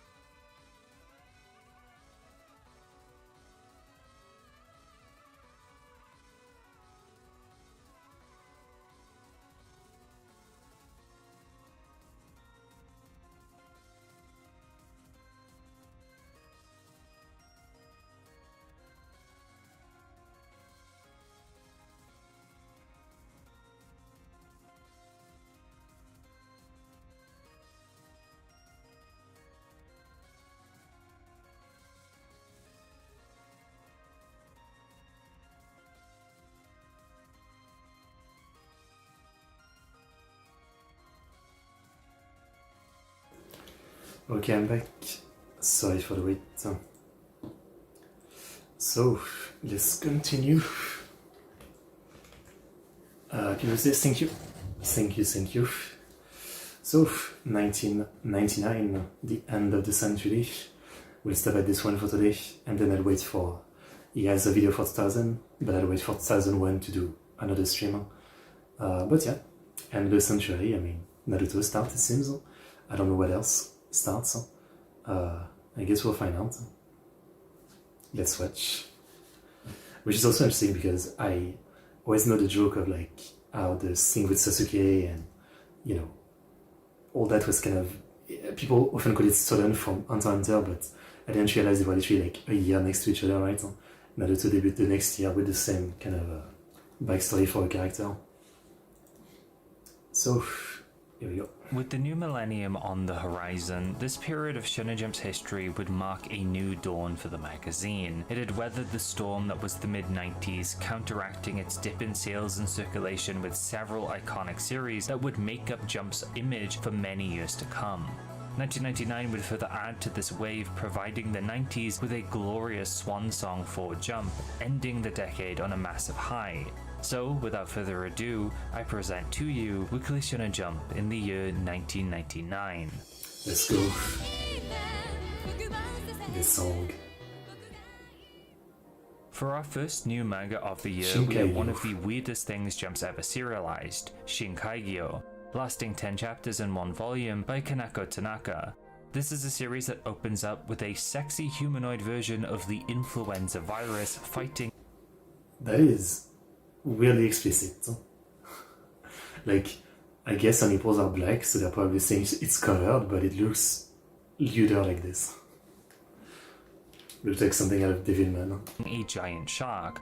Or perhaps it's right to say a very small shark, with the core premise of the series being battles between different viruses. There's also an oceanic or fish theme mixed in here, hence the shark, though its protagonist, Shinkaigyo or K1, was created by the enigmatic Dr. Rohan in order to fight said viruses, with them having a tenuous relationship. Things get further complicated from there, with K1 taking over the body of a dying boy, which leads to him attending school and eventually fighting others with virus-like powers, with it turning into the sort of battle manga you'd expect from the magazine. I find its designs especially appealing with how jagged and exaggerated all of their proportions are. I'm also a sucker for any series within the magazine that stands out as much as this does. The core premise coupled with Tanaka's artwork really sets this one apart. Its first chapter has been translated into English, and while it's readable, it isn't the best. I have heard rumblings of people wanting to fully translate this though, so if you're watching this months or years down the line, have a look to see if you can read this, as I'm sure it'll be a wild ride. Following Shinkaigyo, the magazine would be met with another series, one that would go on to be... I watched some episode, actually I can probably see it if I listed it on my anime list. Some episode at some point, but I did not continue it very far. Do I kind of liked it? I mean, you know, it's definitely one of those unique sports story, 20 episodes, yeah. You know, that are like, it's entertaining even if you don't really understand the game, which I don't, right? But I've seen, you know, I had seen many baseball anime before understanding baseball, and you know, there's shogi stuff that I like even if I don't understand shogi, right? But yeah, after 20 episodes, I still felt like I had enough of it. 20 out of 75 episodes. Like, I don't think it's bad or anything, and maybe I would try it again one day. It's been a long time, but yeah, after 20 episodes, you know, the formula was really in. And also, kind of a totally random fact about it, I'm very obsessed with the voice actress Asami Imai, voice actress of Kurisu, Chihaya in The Idolmaster. That's probably like what she's most well known for. I absolutely love her voice, and I don't even think it's listed on my anime list, but one time I was researching about her, you know, like trying to find like the earliest role she's ever done, and I think one of her first two ever role was a 2002 episode of Ika no Go, where she was like doing a background character, so she has like one line or something, and one day, like some time ago, I spent some time, you know, really trying to find which episode it was and trying to like catch her voice. I already forget which episode it was, but I did find it, and yeah, this was like a year or two before she was picked up for the Idolmaster, right? And 4 years before the Idolmaster really started. Yeah, just a bit of an interesting tidbit, I guess. Much more successful, Hikaru no Go, lasting 197 chapters and 23 volumes by Takeshi Obata, Yukari Umezawa, and Yumi Hota. After a string of shorter or cancelled works, the beautiful art of Obata returns this time better than ever, while also being paired by a spectacular story from Yumi Hota. Hikaru no Go follows the journey of Hikaru Shindo, a young boy who one day gets haunted by the spirit of an ancient Go player, Fujiwara no Sai. Sai compels Hikaru to interact with the game of Go, initially tutoring him on the basics, and through his knowledge Hikaru comes to best players he has no business beating, including his rival-to-be, Akira. The art is so good, but again, it is the artist at this note, so no surprise. Toya. Throughout the series, we see Hikaru meet numerous players, learn about the game, and gradually climb the ranks in his professional career. This is all accompanied by a turn of the millennium backdrop that includes things like Computer Go, an aspect of the series I especially love. It often delves into meticulous depth on the game, but also who's playing it, how Go works as an organized sport/board game, and the various relationships between players. It's simultaneously easy to follow, with Go being explained throughout, but as it gets its hooks into you, it sinks deeper and deeper. I think what I struggle with like sports manga on a sports that I don't have a big interest in is when they are like this. They are straightforward and down to earth, right? You know, like this one really plays it straight, you know, explaining the game, the strategy, right? It's not over the top at sort of like the way people react to what's going on, maybe. And I think I struggle with those on a sport that I don't really find as interesting. So, you know, baseball anime that are grounded, I can enjoy, like Cross Game is a good example. It's very grounded. It doesn't do over the top, but you know, for other sports maybe like this, yeah, I would need something a bit more like over the top, you know. Into the game, getting more complicated, woody, and by its end, when I read for the first time, me and my dad, who I also got to read the series, bought a Go board just to play the game. I think Hikaru no Go's simpler and complex side also extends to the game itself too, as it's easy to pick up, but mastering it is no easy feat. What makes the series so compelling ultimately is its characters, and in particular Hikaru and his relationship with Sai, with the entire story acting as a coming-of-age tale. The development of Hikaru going from this bratty and quite arrogant child to this more mature, soft-spoken and determined individual is a sight to see, with also I think this is like definitely one of the poster like Oni Shota kind of a ship series. Obata's artwork getting better and better as the series goes on. You'll notice it looks more and more like Death Note by the end if you're a fan of that series, and I can't stress how much this artistic development adds to the development of Hikaru, whether this was planned or not. Seeing him get interested in the game for real, fall in love with it, and rely on Sai less and less is a pleasure to behold. With this also complicating his relationship with Sai, who wants nothing more than to play Go, and as a spirit he needs to in order to pass on. It's a series that executes so much so well. The games of Go are exciting and tense, there's mystery elements as some characters try to figure out why Hikaru is so good or who this mysterious Sai is. Then you have some hard-hitting emotional elements involving Hikaru, his growth and relationship with Sai. I've had to hold myself back a little from discussing certain elements, as this is one of my favorite series Jump has ever published, but I also recognize it's one not everyone has read, and I think they really should. Almost everyone I've heard talk about Hikaru no Go will remark about how much they've enjoyed it. It's a dense, robust, and meaningful story about a boy growing up and how games have the power to connect people from all around the world, from all ages, vocations, and across time. It's available on the Shonen Jump app, and there are physicals in English too, and I can't recommend it enough. While it is somewhat of a cult classic in the Western manga world, in Japan it's always been huge.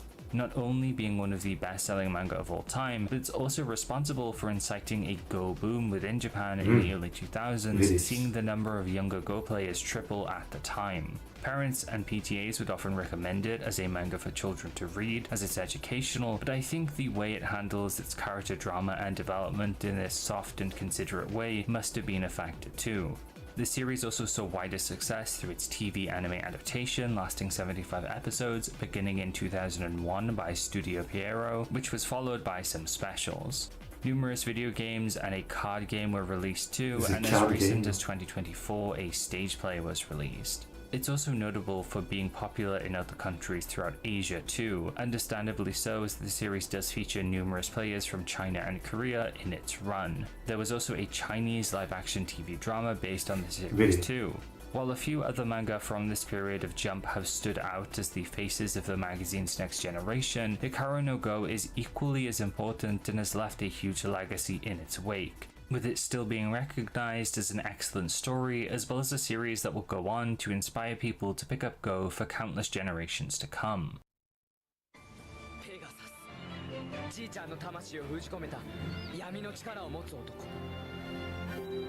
I've seen that game before. So Yu-Gi-Oh parts will pass as ways. Moving on to the next new series of 1999, we would see Kentaro Yabuki debut with Yamato Gensoki at the tender age of 19. It would last a total of 17 chapters and 2 volumes, being a sword and sorcery fantasy manga set in medieval Japan. It would follow Shion, a member of the Onmyo Union, set on destroying the small nations that make up Japan one by one, with him eventually setting his sights on the Empress of many nations, Io. Upon meeting her, he finds his task isn't as easy as he first thought, and serendipitously, he becomes her new bodyguard. While it wouldn't last long, it set itself up as a fantasy adventure manga where Shion and Io would gather allies over time in their pursuit of Takama, a nation city at the center of Japan which could hold the key to the country's unification. This is a series you can read in English, as it has an old fan translation that's a bit stilted, but if you're a fan of Yabuki and want to read his debut work, you can. I mean, in recent years, he always says that this is an author that's gonna be big, but he doesn't tell you, like, who it is. What else has they done? Yamato Gensoki has retroactively become a prequel of sorts to the 2020 Jump series Ayakashi Triangle 2, with both sets of protagonists Okay. I mean, I will be the change I want to see in the world, and look it up myself. Yabuki Kentaro. So, Ayakashi Triangle. I dropped it. Oh, it's the author of To Love Ru. Okay. Or the artist of To Love Ru. Character design, yeah. I know To Love Ru is like such a classic ecchi rom-com, but I've never touched it. Never checked it out.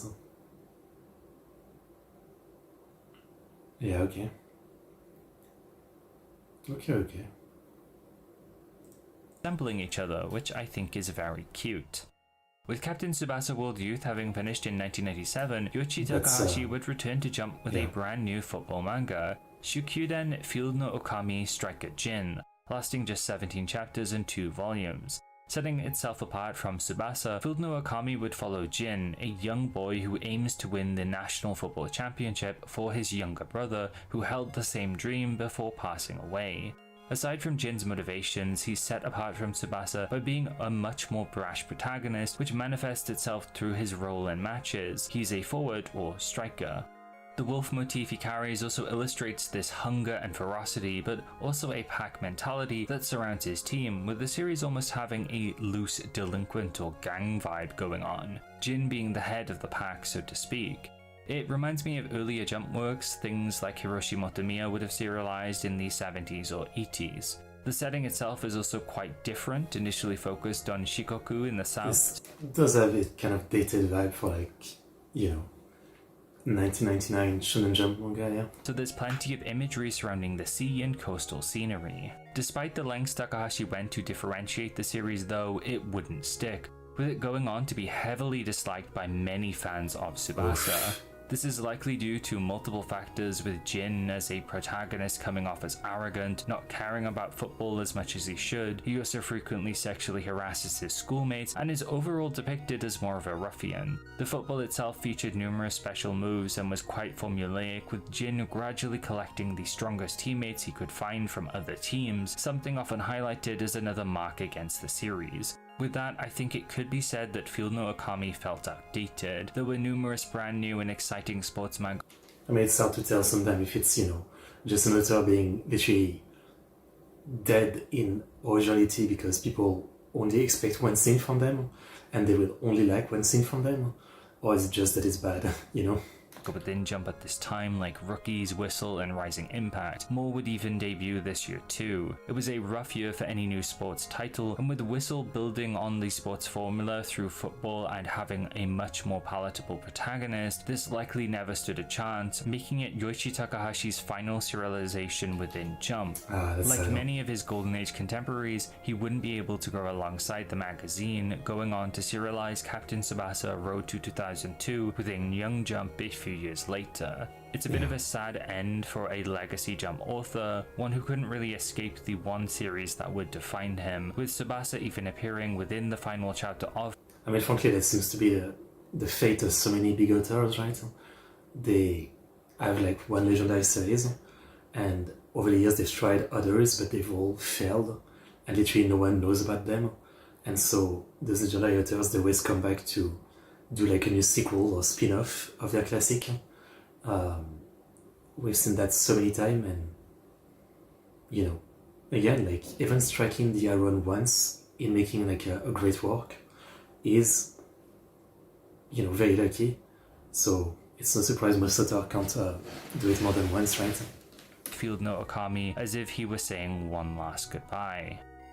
It's only fair that after a new football manga, Jump would try a handball manga. In the issue following the debut of Field No Okami, Daisuking would begin by Munenori Michimoto, lasting 17 chapters and 2 volumes. It would take a very different approach to most other sports series at the time, through it integrating comedy and romance elements, with its setup revolving around a girl who promised its main character that they'd be together if he became a Major League Baseball player. Years later though, he finds out that she doesn't even remember this promise, and what's more, 3 other boys who made similar promises to her also appear. Together, they form a handball team in order to trounce her boyfriend, the leader of a rival school's handball team. Effectively, the series depicted handball players who were people at the top of their fields in other disciplines like hockey, judo, or even shogi, likely leading to different styles of play and jokes. Largely, the humour seems to have been praised as well as the matches themselves, though a lot of dislike hangs around the main heroine, probably for good reason. Just looking at the art, you can tell Michimoto has a lot of fun illustrating zany comedic expressions too, but the over-the-top concept, focused on a lesser-known sport and featuring a central character nobody liked, likely led to its rather abrupt cancellation.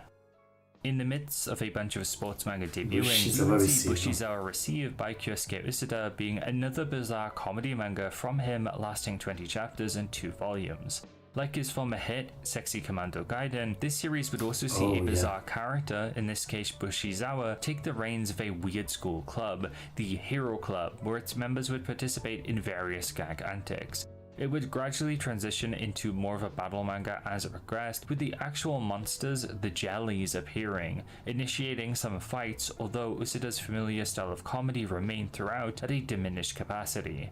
It seems as though fans of Sexy Commando didn't like the direction this was taken in, leading to its cancellation. However, the final chapter is largely praised, having a huge time skip into the future, where the main character Bushizawa goes to meet the main villain, who is now working at a convenience store.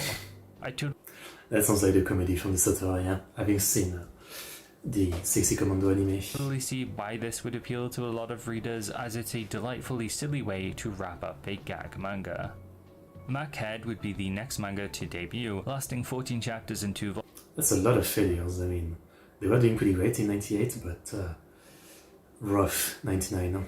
I guess it's not the year I was born, so that's why. Volumes by Keiichi Sagawa, being a delinquent motorcycle racing manga, giving us another odd sport to add to 1999's roster. The story followed Eiji Saito, the younger brother of a notorious motorcycle gang leader who wants to become just as cool as his brother. In order to do so, he trains and takes his brother's KH400 motorcycle racing throughout the night, challenging other delinquents to races.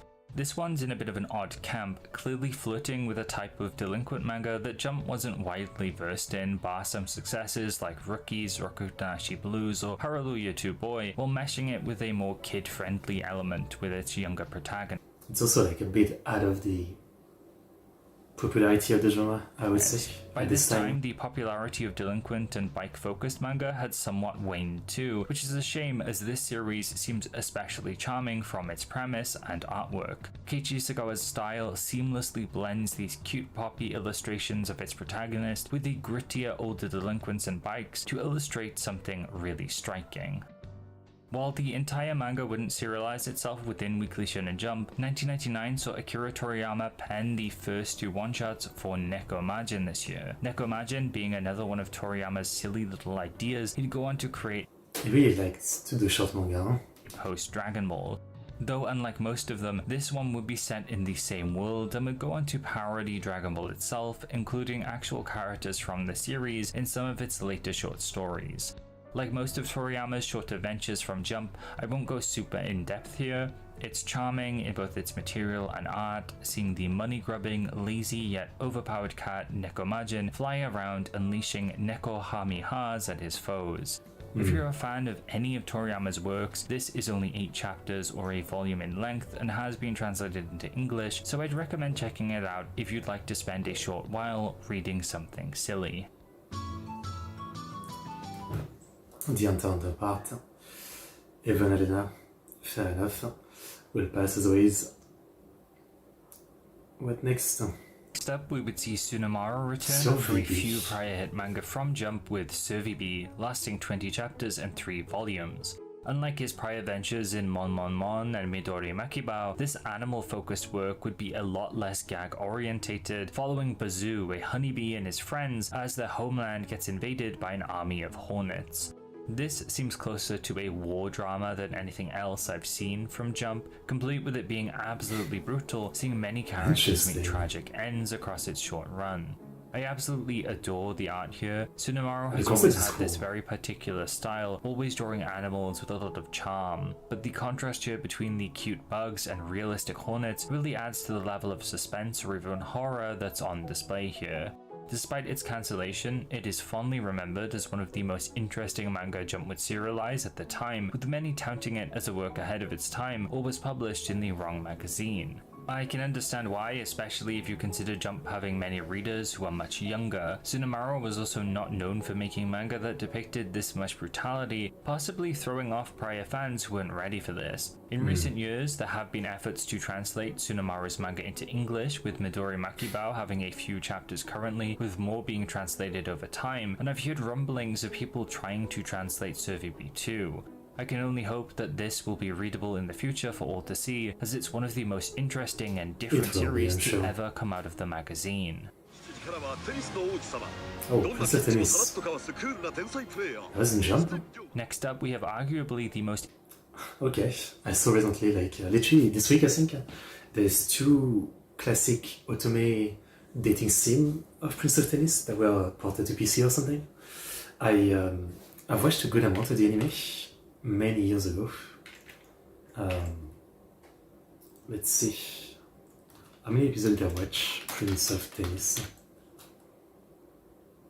Tennis no Oji-sama. I watched 34 episodes out of 178. I think it's the same with Ikado no Go. I mean, maybe I have a problem with sports series. Like, at first I really enjoyed it, but after a certain amount of episodes, it just felt like repetitive. And I know it's a stupid take because I love, I don't usually feel the same problem with like battle shonen, right? Which sometimes might be even more repetitive, but with sports stuff, yeah, I don't know. I feel it stronger, It's just a personal preference thing, I guess. But most sports stories, yeah, after like 20-30 episodes, I feel like I've seen enough because of the repetition, Major was a baseball anime, same thing. I mean, I watched a couple seasons, but, at some point it just felt like I've seen enough, the formula is so much the same every time there's a new character, a new match, a new arc. I don't know. And again, it's the same in many shonen battle stuff, but in sports stuff, it tends to bore me faster to the point of making me want to drop it. And again, it's weird because like when I think of this show right now, I just remember enjoying it. But yeah, I don't see myself watching 200 episodes of it or something, you know. I don't know. I just have some kind of hang up with sports series, yeah. And when I'm saying that, you know, again, like if they made a sumo anime and sumo is like even more repetitive, and I watch real sumo, I guess I would still watch 200 episodes of sumo. Yeah.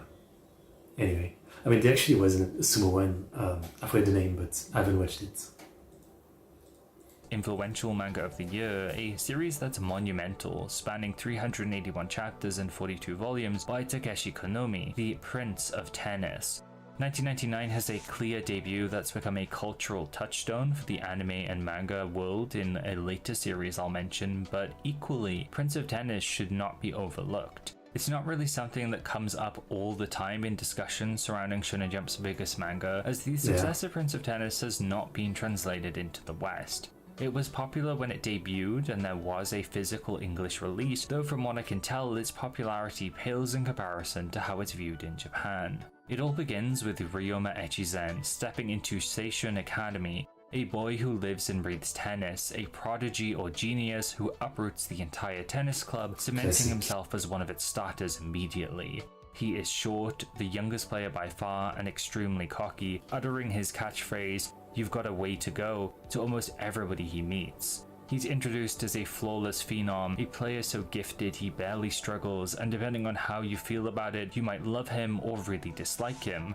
At least at the beginning, I fell into the latter camp because he is a little shit. The important distinction here though is he can back himself up. He is, like the title of the series suggests, the Prince of Tennis. This is not an underdog story, and it reads more like you're following the big bad rival team of a sports manga with the entire... Yeah. There's that one guy, I think the snake guy in the main team is so funny. I think it's the guy on the right. I remember him specifically.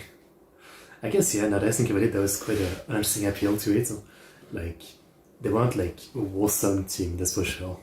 roster at Seishun being especially gifted and many having unpleasant personalities initially. What this does is make it a little stunted at the beginning, though the matches are by no means rookie affairs, with them being pretty explosive from the get-go. Losses for the protagonists aren't super common, and when they do happen, they serve as big team building moments, but for the most part we move on from local tournaments to the regional ones to the national stage. At the same time, chemistry between its cast grows, they become a lot more fun and more likable as Konomi concocts a bunch of rival teams with even more unlikable traits as adversaries. As soon as some of these enemy teams crop up and get more screen time, the final pieces are in place and the series began to strike a chord with me. When I mentioned Prince of Tennis was like reading a sports manga where you follow the big rival team, it's actually that, but also all the enemy teams are the big rival team too. The escalation is intense, not only due to more and more being at stake as Seishun move up the tournament ladder, but physically games go from being somewhat realistic to moves being depicted in over-the-top ways. A character might be... Sorry, I was with you. I remember that from already in the first study episode I watched, yeah? moving so fast it seems like there's two of them, but that's just some visual flavor. It builds with characters piling on honest-to-god special moves, different states, or power-ups, and the known laws of physics begin to break with later matches including serves that literally push characters out of the court. But frankly, I feel like you need that if you're gonna make a sport manga that long, right? Because otherwise, you're just gonna repeat the same thing endlessly if you could stick to like realistic version of the sport. Balls are sliced in half, rackets break and lead to insane injuries, the courts being played in start to fall apart. People play tennis so hard they almost die. I love it. I love it. It becomes spectacularly silly. Another one where maybe I should give it another shot. Maybe I will enjoy it more now, yeah. It's funny, like a lot of the series, like Ikaru no Go, Prince of Tennis, I mean, it was a very long time ago that I tried them. Because when I first got into anime, the first like couple years, I was only trying to check out the longer series, you know, I was like, not someone who was into the 13 to 25 episode shows, right? So that's probably why I tried so many of them back then that were like the longer type, but I also dropped so many of them because I was kind of early into, you know, my journey into all this. So I really wonder if I would enjoy them differently now and would actually watch the whole thing. I feel like it's possible, you know. My taste, appreciation, and understanding of things have changed a lot, so it's possible. But also I need the motivation to give them another try, right? In a way I can only describe as joyful. This is a series where one of the final antagonists has the title Child of the Gods. It's a series where characters have visual transformations that change their eyes or skin color. It's a series with a 3-chapter long barbecue arc. It's a series that gets so out of hand by the end, but it owns that and has earned it, wrapping it all up in this final message about having fun with what you're doing at all times, be it through playing the game of tennis or through reading manga. There are a lot of things I feel the series doesn't do well. It's initially not very appealing, its cast takes a while to become likable, it won't appeal to people who want a serious sports manga. Ryoma may also be an especially bland character depending on your preferences. But despite all of this, it's a beloved series that people were enamored by as soon as it debuted, which you can see by it getting a color page by its 5th chapter, then one at chapter 9, then a cover by chapter 19, going on to have countless more throughout its 8-year run. Its cast of pretty boys attracted tons of female readers to Jump, with them fawning over them so much that every single year alongside a regular popularity. They just posted like 2 auto-editing scenes of Prince of Tennis. Poll. There was a poll showing off how much Valentine's chocolates each character received, with different characters being gifted hundreds each every single year. In a broader sense, Konomi's technical drawings wowed readers. While I'm not a fan of his character designs, he can absolutely draw tennis, filling his pages with detailed illustrations of rackets, serves, and I love the way he lays out his pages, often intuitively, using things like the path the ball is traveling on or rackets to draw readers' eyes or to act as panel boundaries. It's always clever, creative, and clearly shows what's going on. All of this energy from its over-the-top tennis matches, larger-than-life characters, and gorgeous art builds into this one-of-a-kind series for the time that helped it stand out amongst Jump's new lineup of hits. And while it isn't as remembered as a few of the other bigger manga from Jump, it deserves to stand beside them as one of the hit series that carried Jump throughout the 2000s. This becomes even more evident when you look outside of the manga itself. Prince of Tennis would receive an 178 episode anime adaptation by Production IG beginning just a few years after its debut in 2001. I did not realize it was IG. Interesting. I'm watching Ghost in the Shell Son Complex right now. Countless OVAs exist too, spin-off anime films, live-action films, Chinese live-action dramas, video games, a radio show, a trading card game, albums, all sorts of merch, though for Prince of Tennis specifically, one type of adaptation stands out above all others. Apart from the original source material, Prince of Tennis has been especially influential in the world of stage play musicals. Stage plays or musicals adapting popular manga are ubiquitous now, famous even as a companion piece to the original works, with many fans getting excited over As I say every time, I've never actually checked out any of the stage play. I've checked out Review Starlight stage play, but again, the franchise itself is of like musical stage play, so it's not quite the same. And I was surprised by this being such a big thing, you know, so many manga and anime having like those dramatized stage play. One day I really need to try to look more into this. Their favorite stories through new lenses featuring actors they also adore.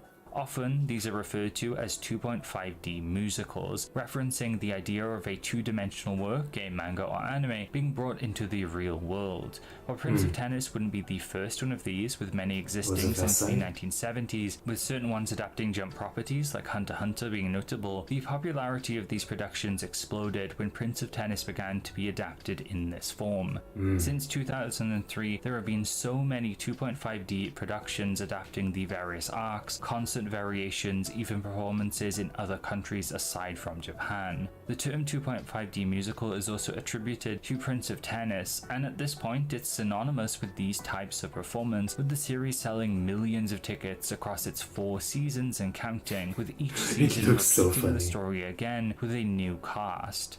This brought a whole new group of fans into the series, notably a lot more older women, and I'm sure some did end up buying the manga and magazine as a result of the 2.5D musical's popularity. Prince of Tennis has also had a lasting legacy through other manga, seeing the gag comedy strip Prince of Tennis After School be published in Jump SQ, where it is still running to this day. And new Prince of Tennis also runs within Jump SQ as well, being a direct sequel to the original series beginning in 2009, and with it set to end relatively soon, having an impressive 17-year run, making it one That is crazy, yeah, that is crazy. of the longest Jump series of all time. Yeah, like, it's a little one that I'm aware of, right? As I said, I've seen some episodes and all that, but in the West, Prince of Tennis is very rarely brought up, but I guess I don't quite realize how big it is in Japan. Child Dragon by Keishin Azuma would debut next, lasting 14 chapters in 2 volumes, and the best way to describe this one is No freaking way this dude pulling off these Bruce Lee moves. What the fuck? Yeah, kick his ass, huh? a Bruce Lee action comedy manga. The series follows Ryuji, a boy who asserts that he is the reincarnation of the Dragon, or Bruce Lee, who goes on to help out his classmates and engages in silly fights with other students while maintaining his Bruce Lee-obsessed persona. Over 2 decades later, this series comes across as particularly weird in how specific it is, though overall, it was a pretty standard school gag series with some battle elements that wouldn't stand out amongst 1999's bigger newcomers. While this year would mostly stand out due to the debut of a particular series and artist, 1999 saw another Yeah, okay. I was like, I think I've heard of Zombie Powder, and then I see the name of the artist. I'm like, of course, yeah. Of course I've heard of this. I always forget, that's right. Yeah, Zombie Powder before this. I've not actually read it, but I know about it. I should read it eventually. Obviously, you guys can tell from my name, ExoticBankai, that I love Mr. Kubo. I definitely think he's a very flawed mangaka, right? He's an incredible artist, but not an incredible writer. You know, that's why recently, like with the final season of the anime is airing of Bleach, and it's been rumored that he might start like a new Bleach sequel, and all I would pray is that he gets a writer, you know. Like, to me, Kubo is one of those artists, and he probably won't because he's worked alone for 20-30 years, but you know, he's such a great artist. I mean, his character design, he's also pretty good at making character in terms of like personality, both in terms of visuals, but also like actual personality, yeah? But again, in terms of writing stories and all that, he's just not the best. Doesn't make it that I don't absolutely love Bleach. I do, right? I mean, even when I was younger and less critical of things, I knew Bleach was like far from being as interesting as, you know, like One Piece or something that was on TV at the time. But I always loved it because of the style and the coolness of many things, which again is a master at. So yeah, all that to say that I love the man despite all his flaws, and if he's indeed coming back from a Bleach, I hope that he would get a competent writer and he would just do the art, you know, or at least they co-write the story or something, you know. Yeah.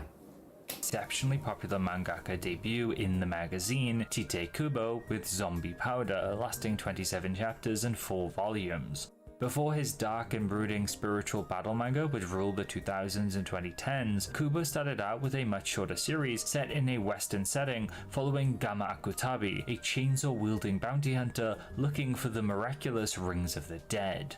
While rough around the edges, Zombie Powder is filled with Kubo's varied and stylish character designs and an appropriate amount of blood and edge, with the series getting surprisingly gory at times. For the most part, it's a pretty simple battle manga, though the hints of its world and mysteries throughout are something I find quite compelling, and due to its cancellation, they're never really answered, giving the series an ominous aura.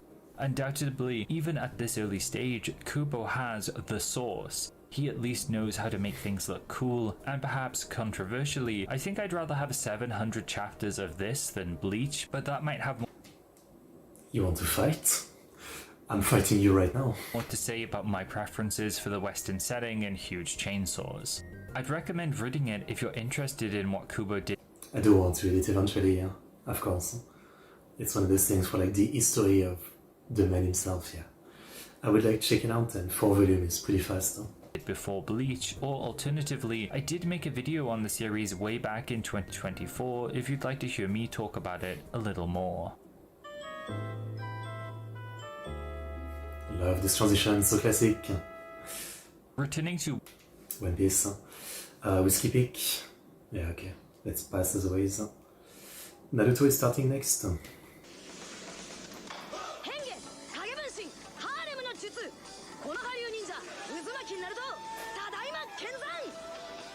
To give context, so what's my story with Naruto?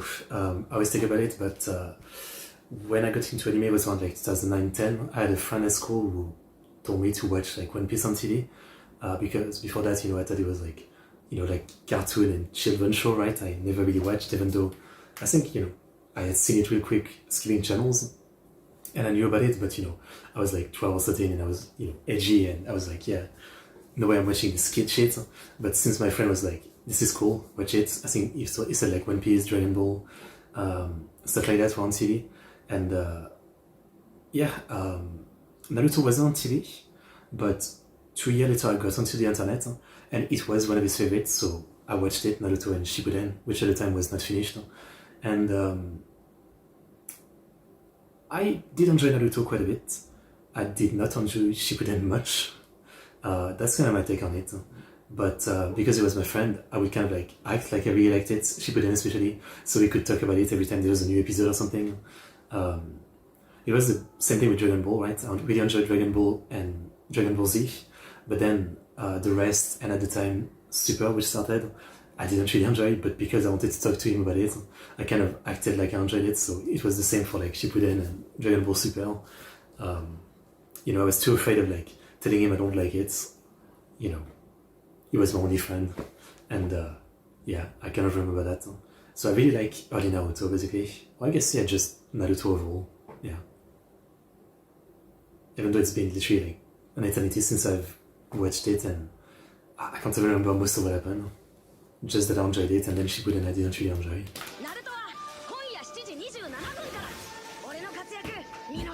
Lasting 700 chapters and 72 volumes by Musashi Crazy. Kishimoto, we have Naruto, an exceptionally famous ninja battle series, and one a lot of you have probably been waiting for. It begins in the village hidden in the leaves, where we see a young troublemaker defacing the mountainside monuments of past village heroes. This is Naruto. He is the village's wild child, its prankster, with this being a regular occurrence. His usually loud and impish exterior hides a much softer side, with him acting out due to loneliness, with Naruto being an orphan child, one who lost his parents and had a violent 9-tailed fox spirit sealed within him, making him weary in the eyes of most of the village. This has led him not only to adopt his prankster mentality, but also the goal of becoming Hokage, village chief. He wants to earn everybody's respect and surpass everyone who came before him, possibly to make one big happy family for himself. Naruto isn't great at being a ninja though, frequently watching tests, which ultimately leads him down a very rocky path despite trying his best, and in doing so he accidentally learns a forbidden technique, the Shadow Clone Jutsu, giving him his signature fighting style, which involves cloning himself. To this day, I think Naruto's first chapter is one of, if not the strongest introductions to a series I've ever read. It is a really, really strong setup, I think one thing that works great, just from the way you described it, is how much you can already imagine the potential story and character development, without it happening. I think that's great. It establishes its world and a few characters in no time at all, but primarily it fully expresses to readers who Naruto is and conveys his pain.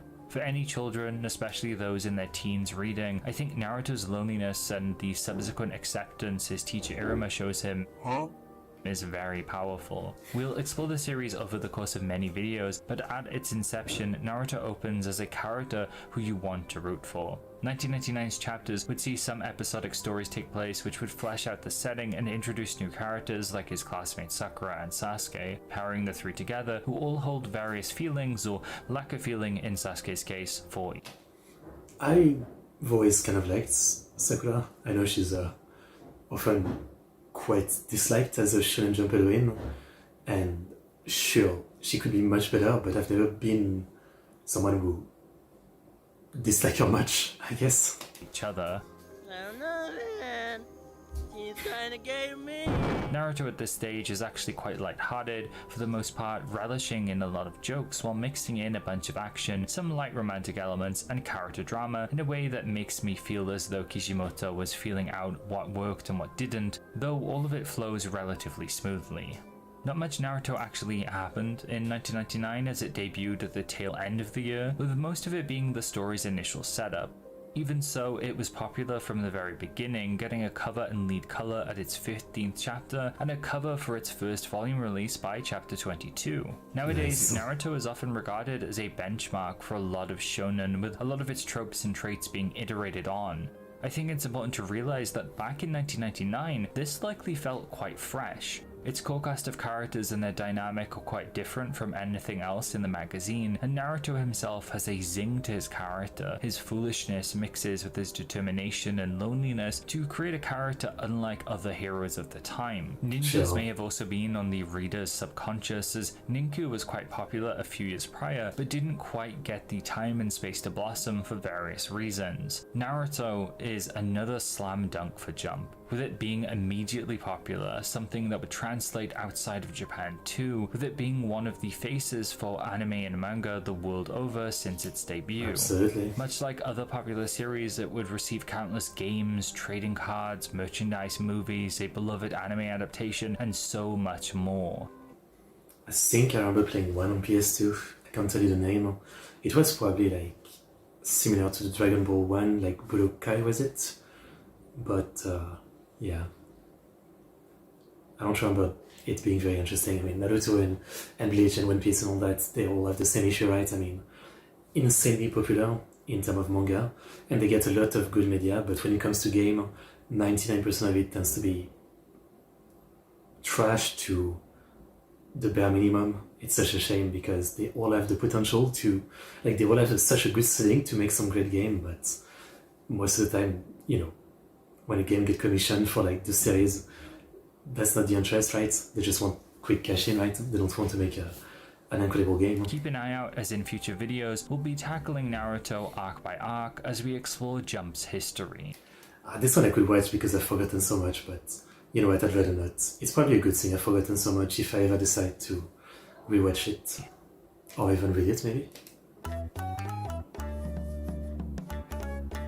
Romances by Yuko Asumi would be the final new manga of the year, lasting 19 chapters and 3 volumes, being based on a one-shot from a few years prior. It's like a Zaisty Imola Kenshin. Yeah. The world of romances sees people with special powers bend the rules of reality to their favor by uttering special words of power, with the series having a mix of battle and humanistic elements to tell dramatic stories. It would follow Takara Migawa, a romancer looking for someone named Kagami, while also helping the police out with various cases beyond their control, often involving other romancers. From my understanding, the words of power system is quite interesting, with each character having a particular word which they can use to alter reality. Often this word has negative connotations, like Takara's power word, lie. There are also other stipulations surrounding the word's usage. They can't be used on the romances themselves, and they must utter the word while touching the subject they wish to affect. Their effects only last a limited amount of time and are also proportional to the desires of the romancer. What Yuko Asumi then created was a supernatural drama mystery series that was surrounded by this nighttime city setting and a gentleness in the form of its cast of beautiful boys. Its quieter vibe might have been overlooked in favor of the many new louder series within the magazine at the time, with it also not evolving much from Asumi's prior series in Wild Hearth. This also losing the animal elements of that series may have been a point of appeal that readers found interesting there, which this series lacked. Sadly, this would be Yuka Asumi's final series in the magazine, and it looked like post this they would stop creating manga, only later going on to do doujin work. That's a bit sad. I mean, maybe not if they're happy with doing the gym work. Jojo, Golden Wind, I'll pass as always. When the end is the roster talk, okay. I guess we don't really need to watch the roster talk. It's, you know, we've already kind of seen most of what's here. Okay. Well, it's like 99 is mixed, you know, sure, Naruto started, and Prince of Tennis, but also a lot of those, yeah. But it's fine because the year before they had introduced so many long-running, long-staying hits, so, you know, I mean, this is like pretty damn strong of a magazine. You've got Prince of Tennis, Naruto, One Piece, Hunter x Hunter at the same time, you know, so it's already like pretty strong, to say the very least. Loving these videos. Okay, but yeah, as I said, we'll leave it at this episode, ending the century, so next time we get into the 2000s, there's already a video for 2000, but I'll wait until there's 2001, so we'll do 2000, 2001 one go. But yeah, we'll see, very much looking forward to what's in the 2000s. I mean, you know, as always, the one I know, like Gintama and Bleach, will be cool to see covered, but also what I don't know, as always, like, that's gonna be what I can look forward to. So great video from Trenton Art. I mean, as always, I respect the amount of research that went into this. You know, you both have to read the manga and then search and info about them, so it's the kind of project I really enjoy. But yeah, what else can I say? A lot of manga I need to read, a lot of stuff I need to give another chance to, that's for sure. And yeah, I just need to like get back into manga somewhat. Again, I've definitely kind of fallen into the unfortunate, what will you call it, like trap of modern day, right? For like, you know, I'm much more into watching anime because I can just put it on the second screen when I'm doing something on the other one. It can be games, it can be all the stuff with the channel, right? Preparing stream videos, playlist, you know, etc., right? Like, it's definitely become a bit of a, like, you know, a problem, right? I mean, you know, when I think of reading manga, I'm like, I want to, but then I think I could just put on an anime and play a game at the same time, right? It's definitely a problem that I need to fix, yeah.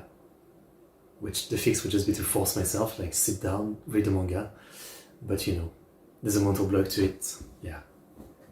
Anyway, good stuff. So not the longest stream, but again, it is my birthday today, so I'm gonna eat a cake with my mom, spend a little time, and yeah, that's about it. Tomorrow, another Frenchman Learns About Japan stream. We're gonna continue learning about Japan, and this time in the 90s. Come watch if you're interested. As always, check out Trenton Art. Like, subscribe, comment, and I'll see you guys next time. ExoticBankai. See you.